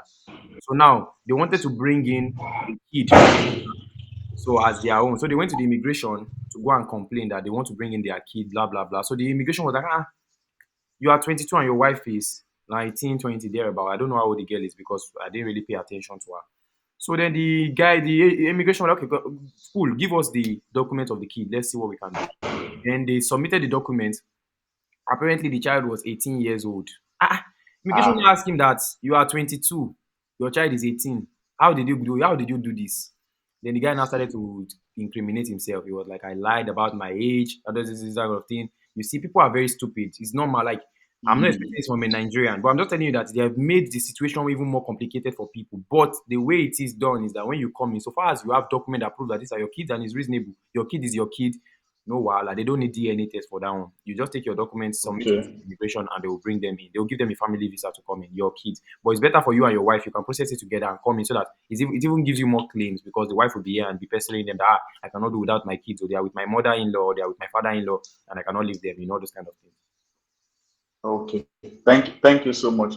So Yeah. when should I be expecting response from you regarding my No document I problem. submitted? Very soon, very soon, I will reach out. Just chat me up again now. Everybody that chat me up now from this meeting, I adore all of you. Just let me know. I will definitely reach out to all of you and let you guys know so that you can start your process immediately. And so far as you are not 22 with an 18-year-old kid, you don't have a problem. You don't have any issues at all. Okay. No problem. Thank you so much. You're very welcome, Mr. Tosin. All right. So the next person we have on ground is Chuku Jindu Ayasit. Chuku Jindu Ayasit. Or is it Chuku Jindu Ayasaint? I don't know how to pronounce that name. But if he's not answering us, let's go ahead to Okay. Mr. Fairblad, I greet you. Good evening, all. good evening, sir. Can you hear me? Yes, sir, I can. Okay.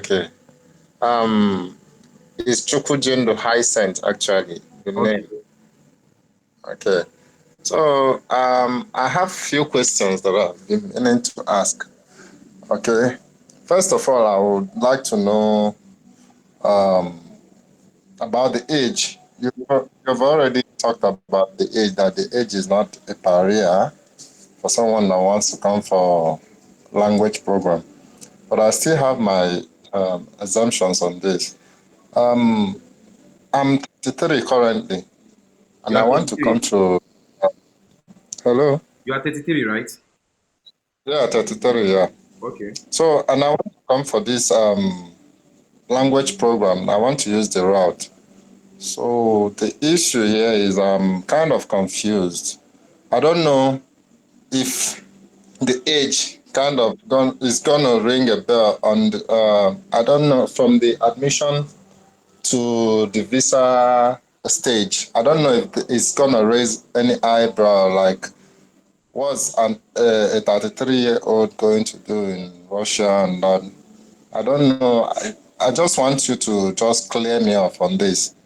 33 years old is not bad, to be very honest with you. I think the point where you should be scared of issues like that is if you are, for example, from 60 years old upward. That one they believe that you are just going to Russia to go and save for your pension. Maybe that one is for debts and stuff like that. But if you are 33, that's not an issue. We have people of 42, we have people of 44.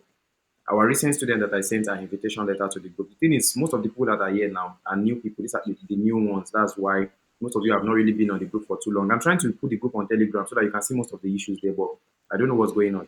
So, but many of Okay. those people that we got the invitation letter recently, they are even 40, 42, 43. It depends on the university. If the university sees your document fit and your documents are not fake, because some people submit fake documents and it's a problem for us. We've gotten a lot of counter strikes from people that they just went to go and derive documents from where I don't know. So if the documents are real, 100%, you'll be getting the admission. You don't need 33. 33 is a young. You are a young man. You are not even 40 yet. So that's just Abi? you see my point. Okay. Okay. This one is clear now. Again, what do you advise for someone that has just the funds for the language program? Let's say the funds with me can only carry me for the language program, and then I have in mind that I'm going to, further go for the undergraduate program, and the funds I have is limited to just language program. What do you advise to such person? What is your advice to such person? The advice to such person is that there's nothing that is in this life. Let me be very honest with all the onion Nigerians. Nothing is enough. Okay, even if you have the funds for not just the language program, I'm very sure that even if you have funds for first year, it's not like you already think. Most of the people that are doing admission with us, it's not like they already know that they have the funds for the whole 6 years of their medicine or they have the whole, they just start from somewhere. So what I used to say literally is that when you come into the country with the language experience, you are doing your language, you can get a job, you can save up for this month. If you are not, you are a Nigerian person now, and I'm sure that you don't spend anyhow. So you save up and you pay for your first year of school. When you get into your first year of school, you do what again? You save up for your second year, and the chain goes like that. Now let me tell you guys one very funny truth. I just paid my. I'm going to my fifth year of medical school now, and I just finished paying my fourth year medical school fees just this month, meaning that they are not stressing me. They shall know that when it is time to graduate and I have not paid my money, we are graduating now without paying. So they don't stress you. They take the money small, small. If you have 10,000 naira, as low as that, because the way Russia does their school fees payment is not like Nigeria where you have to go and start. No, they have They're actually flexible. very flexible. I'm glad you know that. Wow. And they put that on a bank. I So all love you do that. is just put it the way you want, how comfortable it is for you. So you don't have any issue. So the fact that you have money for only language, you trust me, I can tell you that even if you have money for language and BSc, you don't have money for MSc. Even if you have money for BSc and MSc, you don't have money for PGD. Even if you don't have, the chain keeps going. So you just get a job, and when you get a job, you are able to sustain yourself. Okay. Yeah. Thank you. Thank you. You're welcome, sir. I have a few more questions to go. Okay. About driving skills. I have not heard you mention driving skills, which has been it's like a common national anthem among all these travel agencies and YouTubers and all that, to get that particular skills while relocating abroad. Is it a thing in Russia, or it's just like other places? Is not valued. The skills is not valuable there or something. So the Because thing I've is not that actually heard you mention that. that's a very good observation. The thing is that I used to mention about driving, to be very honest with you. I talk a lot about driving, but not a lot. It's on my YouTube too, like that. And I've had a student that actually also talked about this, and he came to Russia and he was able to get the job. So I'm glad I have that experience now, so I can even talk about it. With driving is like every other part of the world. They also drive here. But the problem is that I myself, I learned how to drive, but I did not learn how to reverse. So that's why I have a problem. So I don't have my driver's license. So I just only know how to drive the car forward. I don't know how to reverse the car. That's the problem I have now. This is If I serious. knew how to reverse, maybe I would have been a Yandex or an Uber driver and all of that. So that's why I've not really explored that space. So, but when I had asked that my friend that came through our agency how he was able to do it, because he makes a lot of money from driving people, he said what he did was that he registered with an agency company which gave him a car. So when they gave him the car, they looked at his driving license and all of that and his experience, and they were able to give him the car. So he has some amount of money he has to remit to them at the end of the month. And at the end of the day, it pays him, he has the car and everything is fine. But if there's any damage to the car, he will repair the car. If there's any problem, he will do it. But just remit this amount of money to them. So basically, practically, the car is almost his. And at a point, after 1 year, if he's able to remit all those money that they ask him to remit, he can pay a smaller amount of money because they know that now the value of the car has dropped because he has used it for a year. So they are going to sell that car to him for a cheaper price. So when they sell it to him for a cheaper price, meaning he has the car and he has money now. So that's how flexible it is. Russia is not, they are not greedy. It's in Nigeria that you see a man that he give you a Toyota Corolla 2004 or 2001 and he wants you to be bringing 700K for him every day. You know, at the end of the day, that one is robbery. So, but in Russia, they know that the value of the car will drop and they know that the person driving this car actually has been using the car for a long time. So they will just give it to you and you pay some certain amount of very small money according to him because that time they sure that you would have saved up money and you can easily do. So driving is a very good skill. Driving is very good for you to have. And I would advise that when you are coming to Russia, try to bring your driver's license along because and try to learn how to reverse too because it will really help your journey in this place, to be honest. Okay, thank you once again. You're welcome. I appreciate this. I've actually been driving. I know how to reverse and all that. So Yeah. I've been driving for almost 9 years now. So it's not you don't have an issue. You don't have an issue at all. Just be driving, reverse, so how do it, no wala. okay. Okay, thank you. One last question now.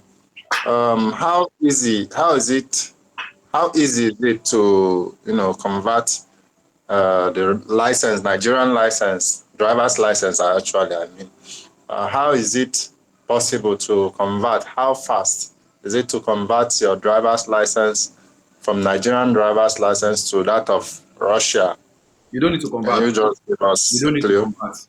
All you need to do is you will need to notarize and translate it to Russian language. Because they will not understand that it's what is written in English. So they have to notarize and translate it. Once you do that, you take it to the driving corporation and all of that. You drop it to them, submit it. When they approve it, that's all. You start driving. You don't have an issue. But be rest assured that if you drive and you maybe you violate any of the traffic regulations, you will land in jail. That's all. Wow. Okay, the regularization, is it done? Is it actually from Nigeria that I will have to do it, or when I'm in Russia, or when the person per se is in Russia? License, they will give it to you. They'll collect it from you. You have already notarized and translate it. You can do it here. It's not an issue. It's like for notarization and translation of your stuff, it's like 50,000 naira in naira. When you do it, you send Okay, it. they're in Russia. Yeah, in Russia, and you take it to the company. You get a car. You start driving your Uber or your whatever. In Russia, you can make a lot of money for yourself. To be very honest with you, the opportunities are huge. You can be driving for them. You can be driving for trucks. If you know how to drive a truck, you can drive trucks for construction companies. Like the way we have Dangote trucks and all of that, but you'll be driving for a construction company. You can drive a bus, you can drive a school bus for students, you can drive a bus, ozone workers and all of that. We have a lot of people that are doing this. You can even drive warehouse buses because some people they want to supply food to one place. You can be driving for them and they will give you big money, big money, they pay a lot. But like I said, I have the issue with my reverser. If not, if I knew how to reverse, if I listened to my mom then and I learned it, maybe I would have been a driver here and I would be making my full cash. But still, I'm not regretting where I am. I'm still a forex trader. No wala. Yeah. At least you are winning somewhere.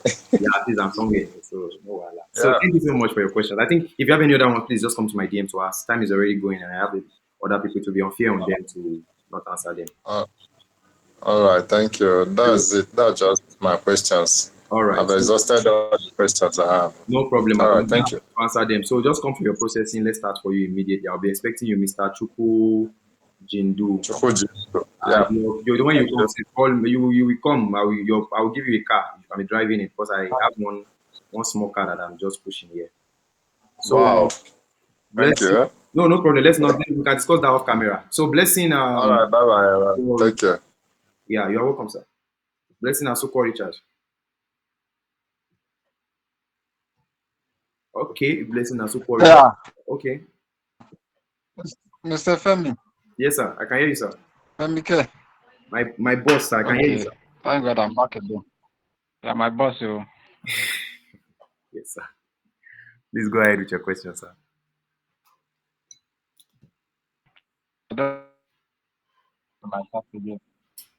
So, I heard you coming to Russia with language route that's the easiest way because I told you that I'm processing my transcript.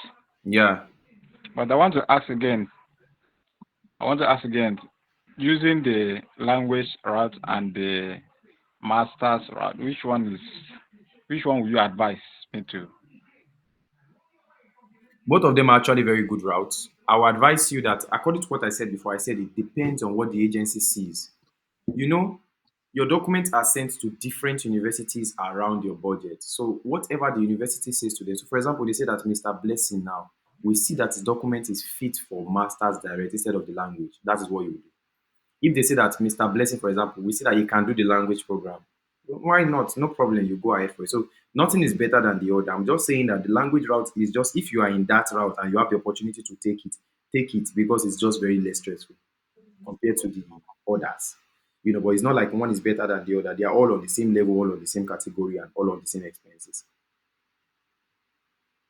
That means if I take the language route after the 1 year of language, it can be also easy for me to process my masters there, right? When you finish your language, your school will even ask you which school are you going to. Do you want to continue with us to do your masters with us? You know that the language school is not a school that is different on its own. The language school is a body in a university. It's like you are doing pre-degree for OAU. Yeah, I don't know if you know all this. Okay. Yeah, so when you finish, you just Yeah, I know. I know. so that's how it is. When you finish your language, you either go to that university, or if they don't have your course, or maybe you want to go to another university or another city, or maybe now you are now rich, you've worked hard enough and you have a lot of money in your bank. Because that was what really happened to me. I was supposed to go to another school in Tilmen, but when I worked hard in doing my language days and I made money and I was able to process to stay in my city here because I didn't want to leave carrying my bag up and down all of that. I stayed here, so it can also be like that for you. But if you want to go to another city, nobody's holding you. If you want to go to a higher city, cheaper city, everything is fine. Nobody's holding you. Okay. So let's start the process on the language route ASAP. No problem then. Just send When me a I get message right there, now, sir. we talk about the masters. No wala, no wala. I've sent you my documents since No almost wala. how Send me again now. many Send me you again, have sir. not responded. Send me again now. I'm online now. Send me again. No, well, you want to make that stuff. They don't want to go on details on that one, but I've highlighted for you to see what the budget is saying. What is it? Is it for language or for? Yeah, So when you are just the done, thing you is can reach out. with budgets, I don't go into details like I said. Come to my DMs now and just send me a message and I'll answer you. Yeah, yes, I know. That's why I say when No when problem. you are done, No reach problem. out. And please don't run away from my question again on WhatsApp. No, no wala, no wala. I will not run Thank you. away. I will walk away. Okay. Yes, sir. No, well, thank you. I said no wala. Okay, sir. All right. So next person, Ade Doja Abdul Mumin. Please let's be fast with our questions so that we can finish this as quickly as possible. Okay. Thank Oh, you, sorry, sir. Femike. Though this video is recorded right now, guys, and after it, you can still go and watch it again. For those people that missed, or for those people that have more questions that they did not really hear me, I will definitely go on it. But Mr. Abdul Mumin, please, we can hear you. Thank you, sir. Yeah, good day, Femike. Good day, sir. Yeah, I just want to first of all commend your efforts, and I must say it's not easy to answer all these questions at the same time over and over again. It's I really want to commend your efforts, and God will bless you. Amen, sir. Amen. So my question, we've had a couple of chats sometimes back, but I've been really tied up with work and what have you. So I studied electrical electronics, currently working with one of the telecom firms. Yeah. Yeah. Uh, I think there's an echo from someone. Okay, good. So what I just want to ask is, what next after graduating? After graduating, either masters, you know, bachelor's degree, completing all the, study routes and what have you. What next, in terms of permanent residency? Is that what is the next line of action?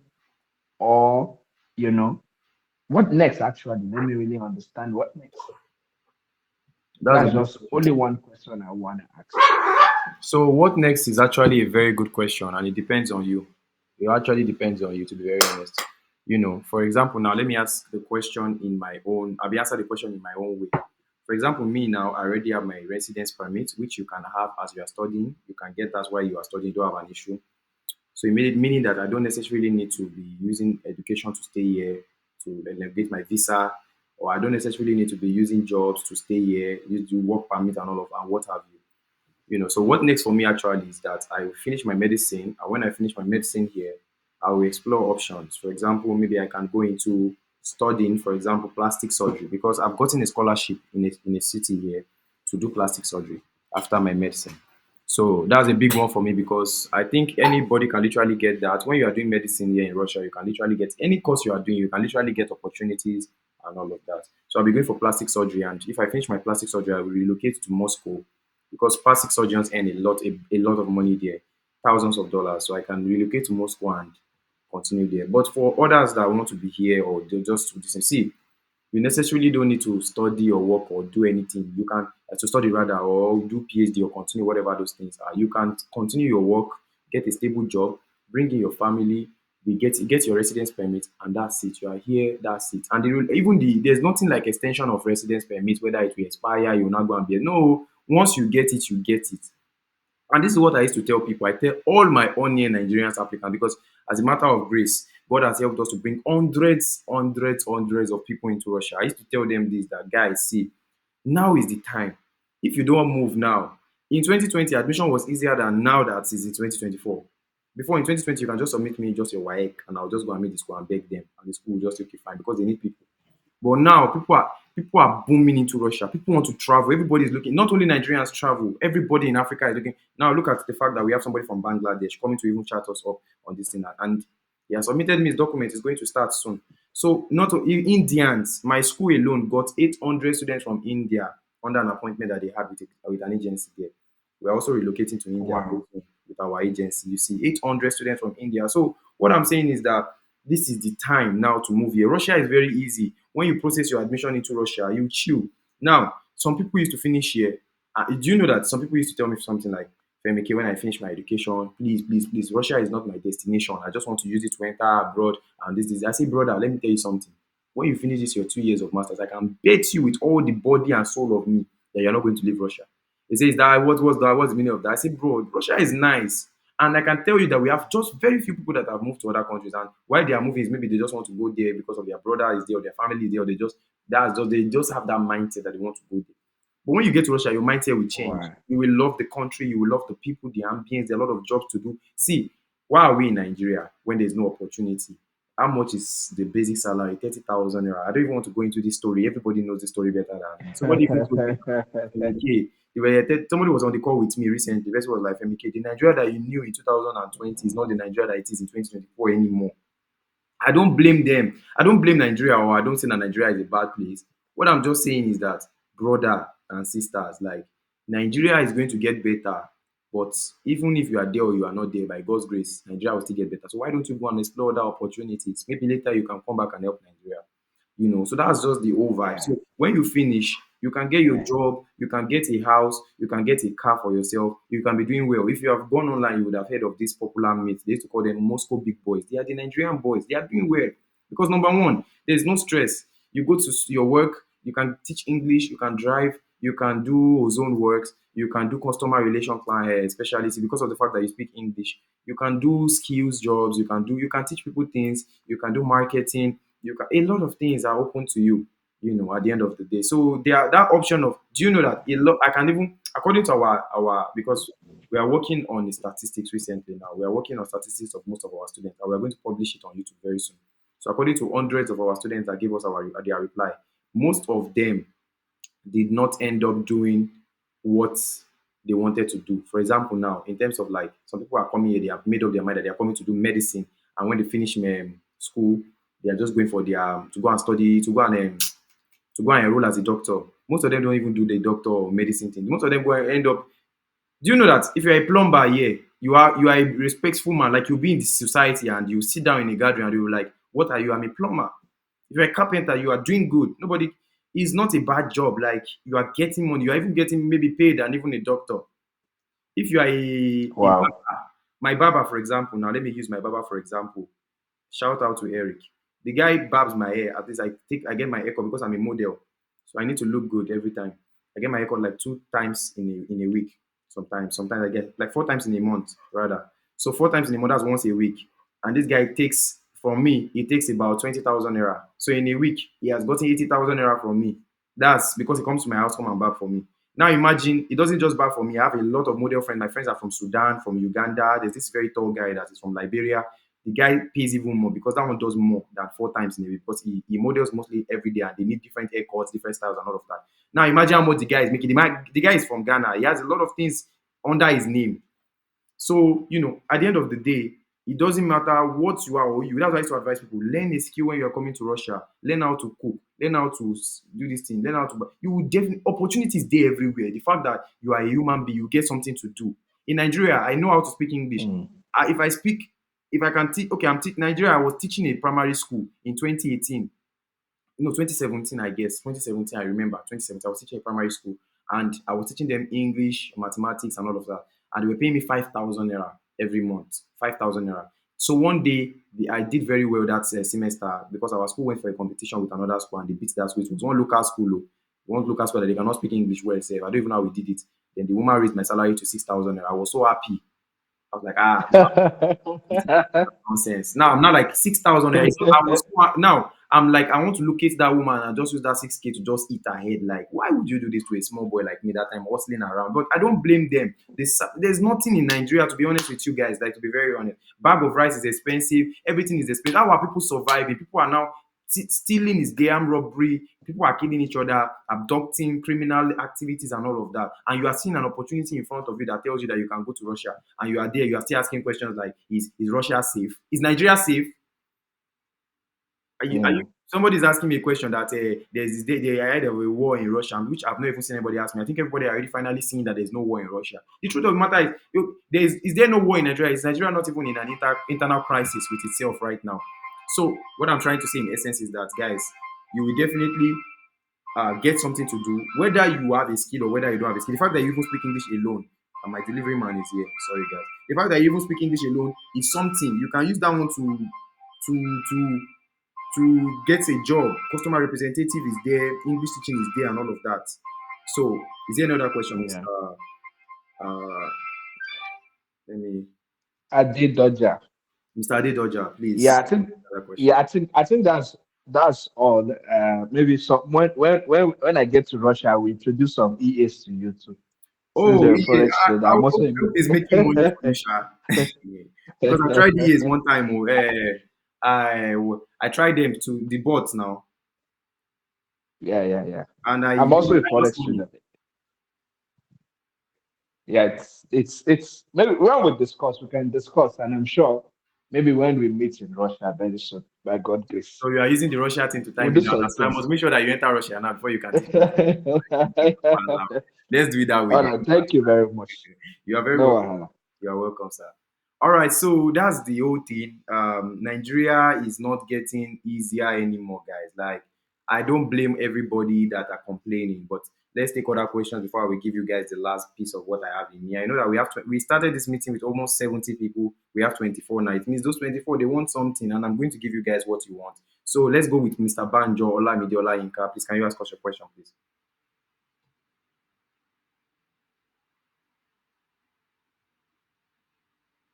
Okay, if Mr. Banjola Midola Inka is not available, let's go with Akim Sumola. Hello, I'm here. I'm available. Good evening, Okay, sir. Good evening, sir. Mr. Femi. Good evening. Yeah, I just want to ask. The first question I want to ask is about. I have my HND 2012. I think is a long time ago. HND Agric Engineering, and then Sorry, I sir. Can you think give me what? Can you give me 5 seconds? Let me Hello, get. can you hear me? Yeah, give me 5 seconds. Give me 5 seconds. I want to get this delivery from the delivery man. Hello, hello. Are you there? Hello,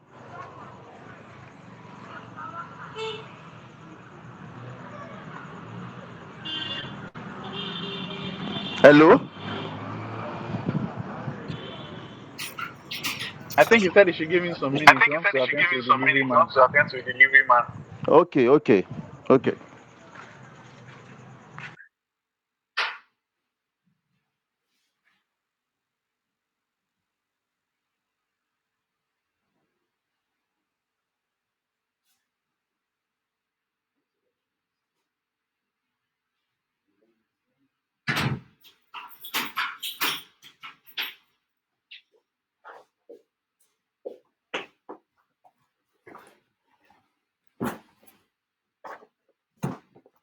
right. All right. So I can hear your questions. Sorry, I went to get something from the delivery man.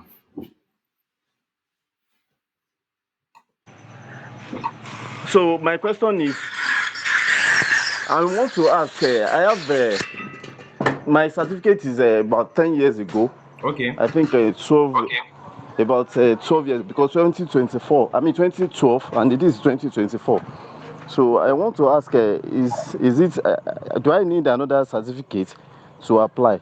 And I think with my HND Agric, can I apply for language, Russian language? You can with your document. You can apply for Russian language. We can. The stuff is echoing. Sorry, I'll mute you for a while. Sorry, I'll mute you for a while. Okay, so the thing is, you can apply with your HND. The thing is, firstly, send me your documents. When you send me your documents, I'll definitely reach out to you and see. They reach out to the admission agency, so they'll see which application they can do for you on it. So definitely, when they reach out to me, I'll let you know which options you have. But you don't have any issues at all. You would get something, 100%. Any other question, Mr. Banjo?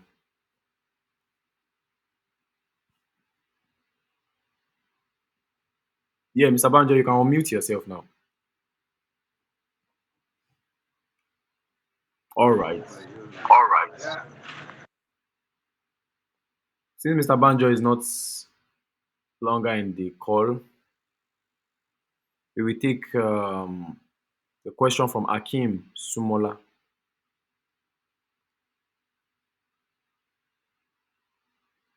So if Mr. Akim Sumola is not in the call, we will go with Beauty Ajala. Hello, Mr. This is Mr. Kim. Okay, Mr. Akim, please, can we have you? Yes. Good evening, Mr. Femike. Good evening, sir. Good evening. I've already heard a lot of things about most of the questions I would like to ask, Yeah, I'm glad. and I'm overwhelmed, and I believe in you because when someone is lying, people will know. 100%. Yes, people will know. The few questions I would like to ask is that when, as in, like me, someone like me now, I'm the kind of person that don't believe in non-English speaking country. But now I think I'm having kind of interest in that. That's good. And I believe you with through the as in through the people that introduced me to you, because you have already helped a lot of people. Yes, I must say that. But we discussed that after the Zoom meeting. My first question goes to, like, when, as in, O level with O level results, would that be, as in, what's the difference? What's the, I'm sorry about that. What's the difference between language test and BSc first degree or in Russia? Okay. So the difference between the document of the language and the difference between the first degree, right? Yes, sir. Okay. So the thing is that with thank you for the acknowledgement and all of that. Yeah. The thing is, You're welcome. yeah, with the documentation for language and the documentation for your BSc or whatever it is, most of the times the language program, they take documents. For example, if you are coming here, you know that you are coming here for medicine, bachelor in medicine, bachelor in surgery. So for example, they take the documents for that bachelor in medicine, bachelor of surgery, which would be your WAEC and your international passport.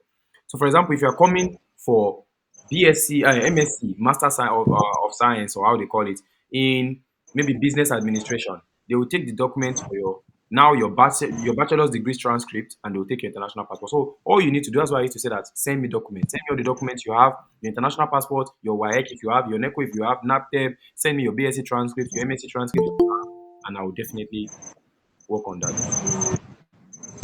Okay, so someone that has O level doesn't need transcripts. Is it only applied to those who are having HND, BSc, and masters, something like that? Like somebody that has O level, I don't really get the question. I mean, I'm talking about transcripts. Okay. Is it only applied to? Is it only applied to higher institution holders, as in graduates, or including O level holders? No, now if you have O level, it's fine. You don't need. You cannot get a transcript when you with your O level because it means you've not. Transcript is for people that have finished their bachelor's degrees, for example, and their master's degrees. Okay. Yeah, so you don't need a Okay. transcript. If you have Okay. your O level, no voila. If it's only O level that is available, send it to us and we see what we can do about it. The major thing Okay. is Thank you, to sir, for start that. immediately. You are very, very welcome. Is that all of your questions, sir? No, I still have one more questions. All right, Like thank you. I think you said something like in if you want to how long does it take for someone for all processing, and where will I apply, where will I go, and how would you come of help to us? So we don't, this is a good question actually. I love that question. In Onion He Nigeria, said what? it's I Yes, said I'm in Nigeria. I'm in no, no, Lagos. no, no, no. I said I like your question, but in On Air Nigeria, our agency On Air Nigeria, Okay, we okay, yes, yes. yeah we help the students with everything. That is why you are paying. Number one, we are doing it in a way that you don't even need to leave your house for anything. Your documents, everything will be processed by us. All you need to do is get your admission and your invitation letter, then you go to Abuja. So all those ones that are this, everything we are going to handle it by ourselves. All you will need to do is just send us your documents, so you don't have any issues at all. So there's no need for you to go and apply to somewhere or do anything by yourself. No, no, no. The only thing that you will require to do is to fill the form that the university will send to you, requiring your email address, your phone numbers, and all of that. So that if they want to reach out to you personally, they can. Okay. Can someone that apply for language test, can they be of benefit in Russia after when they arrive? How can they be part of the lifestyle in there, and how can they be so quick in learning their language So the language and learning. accommodation and all those stuff? Because most of people that are planning to traveling from Africa always want to japa. They don't want to come back. So how would they be of help, like getting something doing and be paying their bills? So the thing is that with That's language, all. it's Yes. very, very, very, very important for you guys to know that as language is the best route, it offers you the opportunities of a lot of things. Now, let me tell you guys something. I used to say this thing, and I hope you guys will understand. The major aim, and I know the reason I don't even used to talk about it on my videos or my stuff is because I don't know who is watching. I don't know if anybody, because sometimes the consulate used to send people to come and spy on our meetings, on our groups, and all of that. But the major aim of anybody that is living in Nigeria is to jackpot. I know that 100%.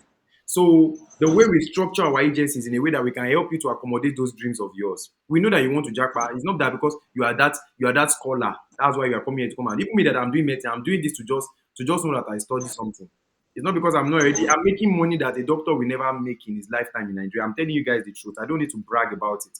So, and it's not because that I am bragging. It's because I am in a country that respects what I can do. They respect me physically, naturally, spiritually, and all of that. So with the language, it's very possible for you to get a job and something to do.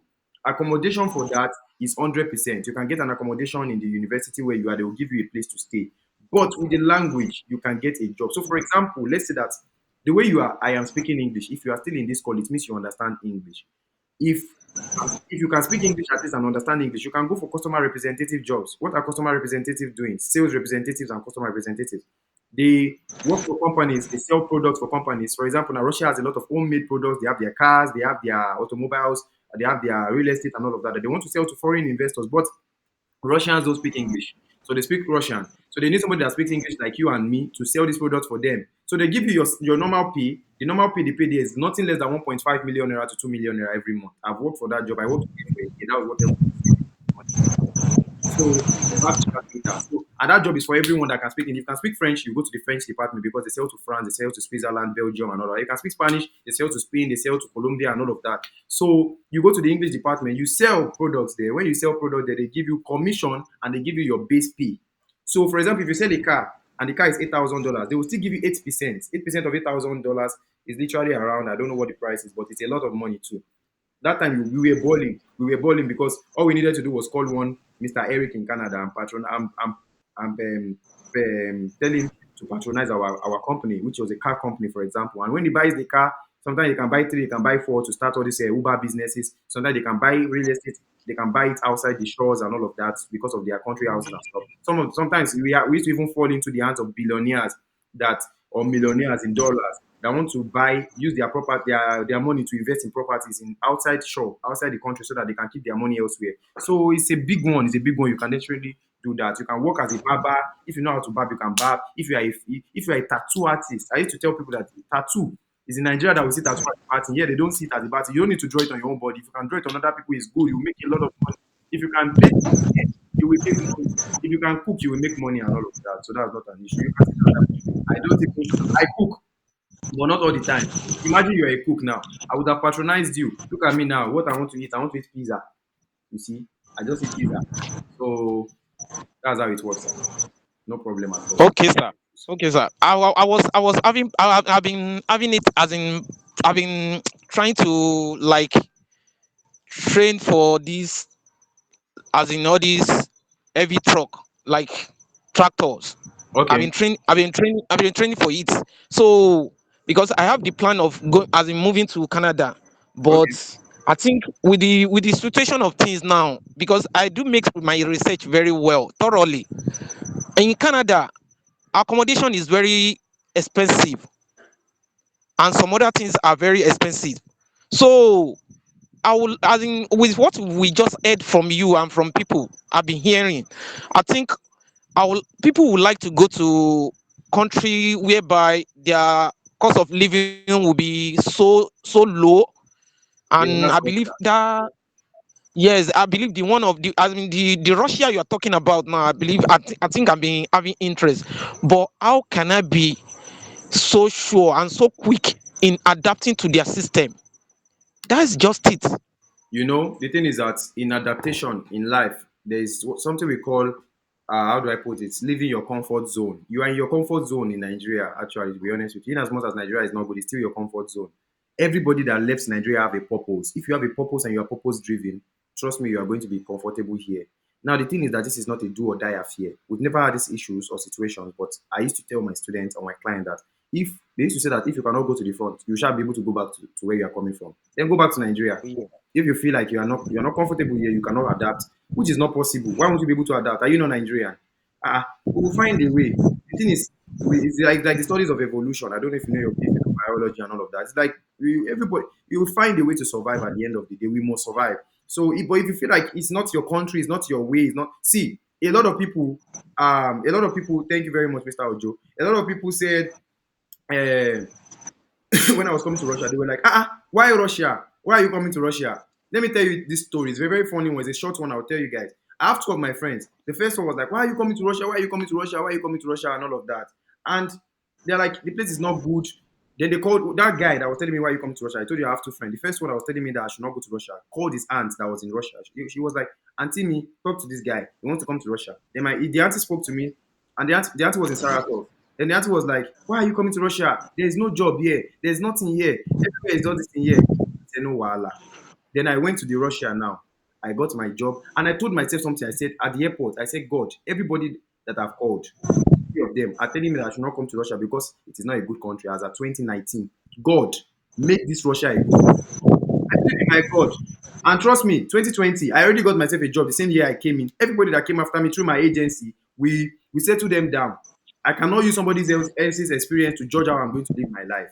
Now, you will not believe that the two of them, one of them have processed his admission. That same guy has processed his admission to one of the medical schools here in Russia this year now. He's just coming to come and start medicine that I'm already in the fourth year of. He's just coming to start another brother. Nigeria not too good.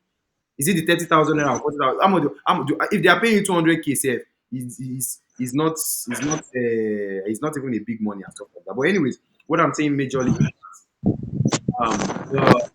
the system here is easy. It's very easy. If you are not comfortable with the system and you feel like you cannot adapt, which I don't think is anything. People used to go for, even in Nigeria, DSF, people used to go to other cities to go and serve as campers, and they will survive there for 1 year. So if you feel like it's not good for you after the 1 year of your language, you can go back home and go and settle down with your family and Thank you, Mr. Femke. Very welcome. I would like to give room. I would like to give room for others to make their comments. No. So thank you very much, and I'll get back to you on normal DM. Okay. I'll be expecting, sir. Thank you, sir. Yes, Thank sir. you. So we have the last person, Mrs. Beauty Ajala. Please. Thank you, Mr. Fimike. Yeah. Yes, sir. Yes, sir. Can you hear me? Yes, I can hear you, sir. Um, please, I've tried to listen to different kind of answer from my colleagues and friends about the question I wanted to ask, but I would still like to say something that I'm not clear about here. Understand? Okay. In order to get my own view. So what I'm trying to ask is, my WAEC Hey, is Baba. 2012. Understand? And my OND is 2015, but I have not collected that from the school either. So, and I have a trade in driving both the small car and the big truck or heavy vehicle rather. Understand? I have the opportunity to work with some company like that, both construction and then some kind of plant, all those big company like that with heavy vehicle, something like that, or heavy loads. Understand? So my question is this. What do you think is the best route? It is the language study first or to the admission to the school director? What do you think, please? I think both of them are nice. Like I already said, it all depends on your documents and all of that. So the best will depend on what the agency says. For example, if your document shows that you are supposed to go directly for the masters, we will give it to you and tell you to go directly for your master. If it shows that you're supposed to do language, that you have an opportunity to do the language, we will 100% let you know. The thing is that there's no difference between both of them. The both of them is just that one, maybe you have to start your language immediately, the program immediately and all of that. But doing the language, if your aim is to Japa, which most of us are here to Japa, and we want to do it the easy way, that's where the language part just comes in and all of that. But say that one is better than one is not is not a thing. Just make sure anyone that goes with you, you go for it and you come into Russia. Because at the end of the day, we look for a route that is easy for you to enter into Russia with. Be it the language, be it PhD, be it MSc, be it BSc. We just look for the best route for you so that you can be able to come in easily without any issues, sir. Okay. And I'm sorry. Secondly, again, about the year gap, based on my results, understand, based on say 2012 and all this 2015, I don't think I have any problem with that either. Or is there any problem with that? Based on say the result is far back, the year is far back. I don't think there's any problem with that. Any? It's not an issue. So it's not an issue. So far as we take your document and we accept them, you don't have any problem. You don't have any problem. You don't have Okay. any issue. And is it some Universities that so far as your document is also legit, it's not a problem. Even if you wrote it 20 years back, so far as it's legit, it's not an issue. okay?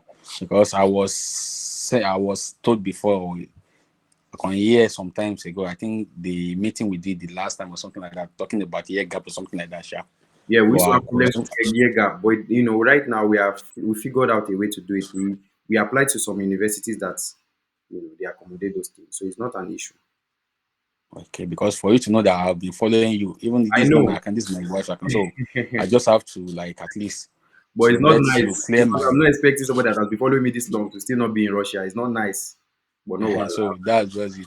And you said something about the driving license of a thing as well, you understand? yes, So sir. I don't think there's any issue because it's very it looks somehow we working with the federal government and then before you pick or suggest or you try to make up your mind to do something, just have to weigh the two and see the one is better because you don't have to lose the both side either. Yeah, Understand?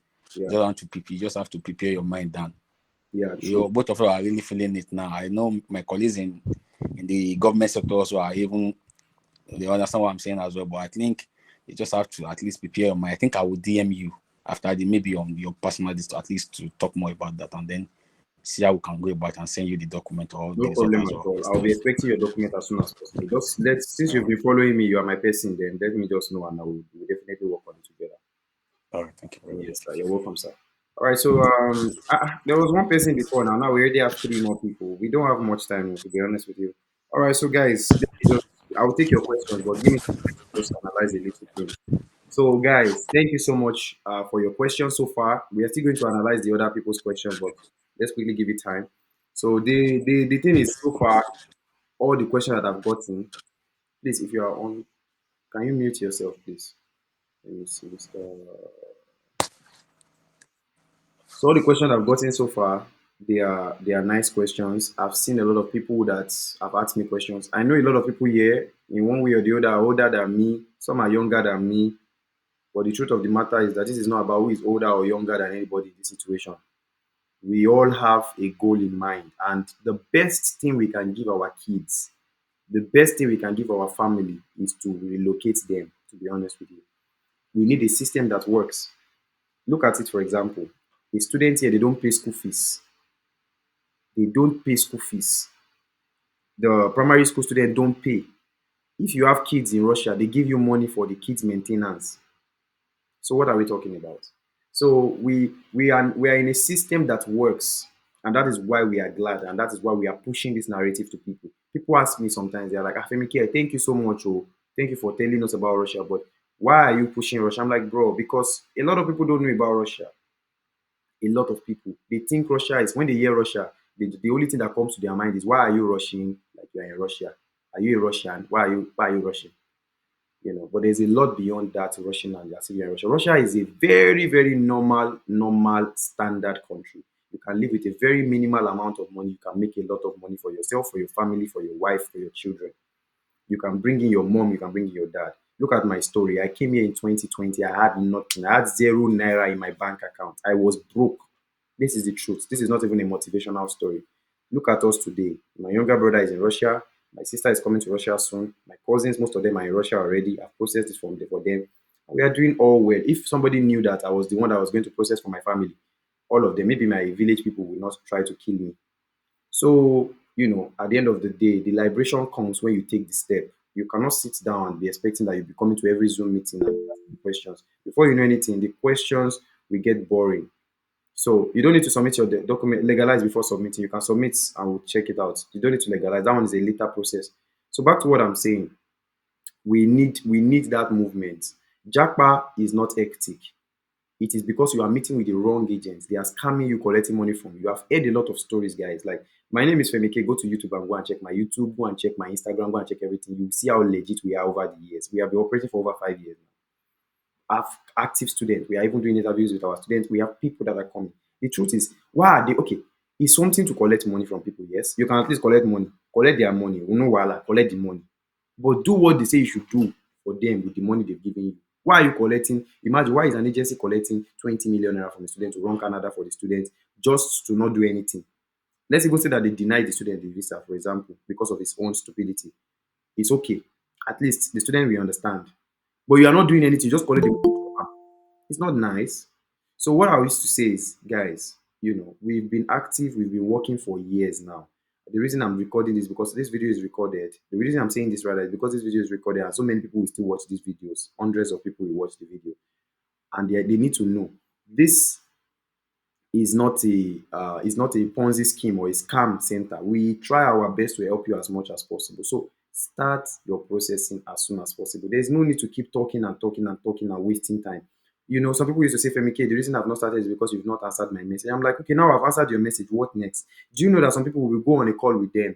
When we tell them the budget for their travel like this, they'll say, yeah, I cannot start with this thing. No. I'm like, even if it is 200K, you can start with it. Even if it is 100K, you can start. That's what matters. What matters is for you to travel abroad with comfortability, affordability. And another thing I'm going to imply or implement into One Year Nigeria is consistent Zoom meetings like this, at least 3 times a week, so that we can meet each other and have conversations like this that are worthwhile. So, guys, the major thing is, don't see this place as a place where, like Mr. Hakim asked, Mr. Hakim said, I may not be able to get a job. How do I adapt? I understand him. I understand what he's saying. But to be very honest with you, your adaptation is the least of the concerns, because there's no how you will get into Russia that you will not survive. I know what I'm talking about. Russia is just too good.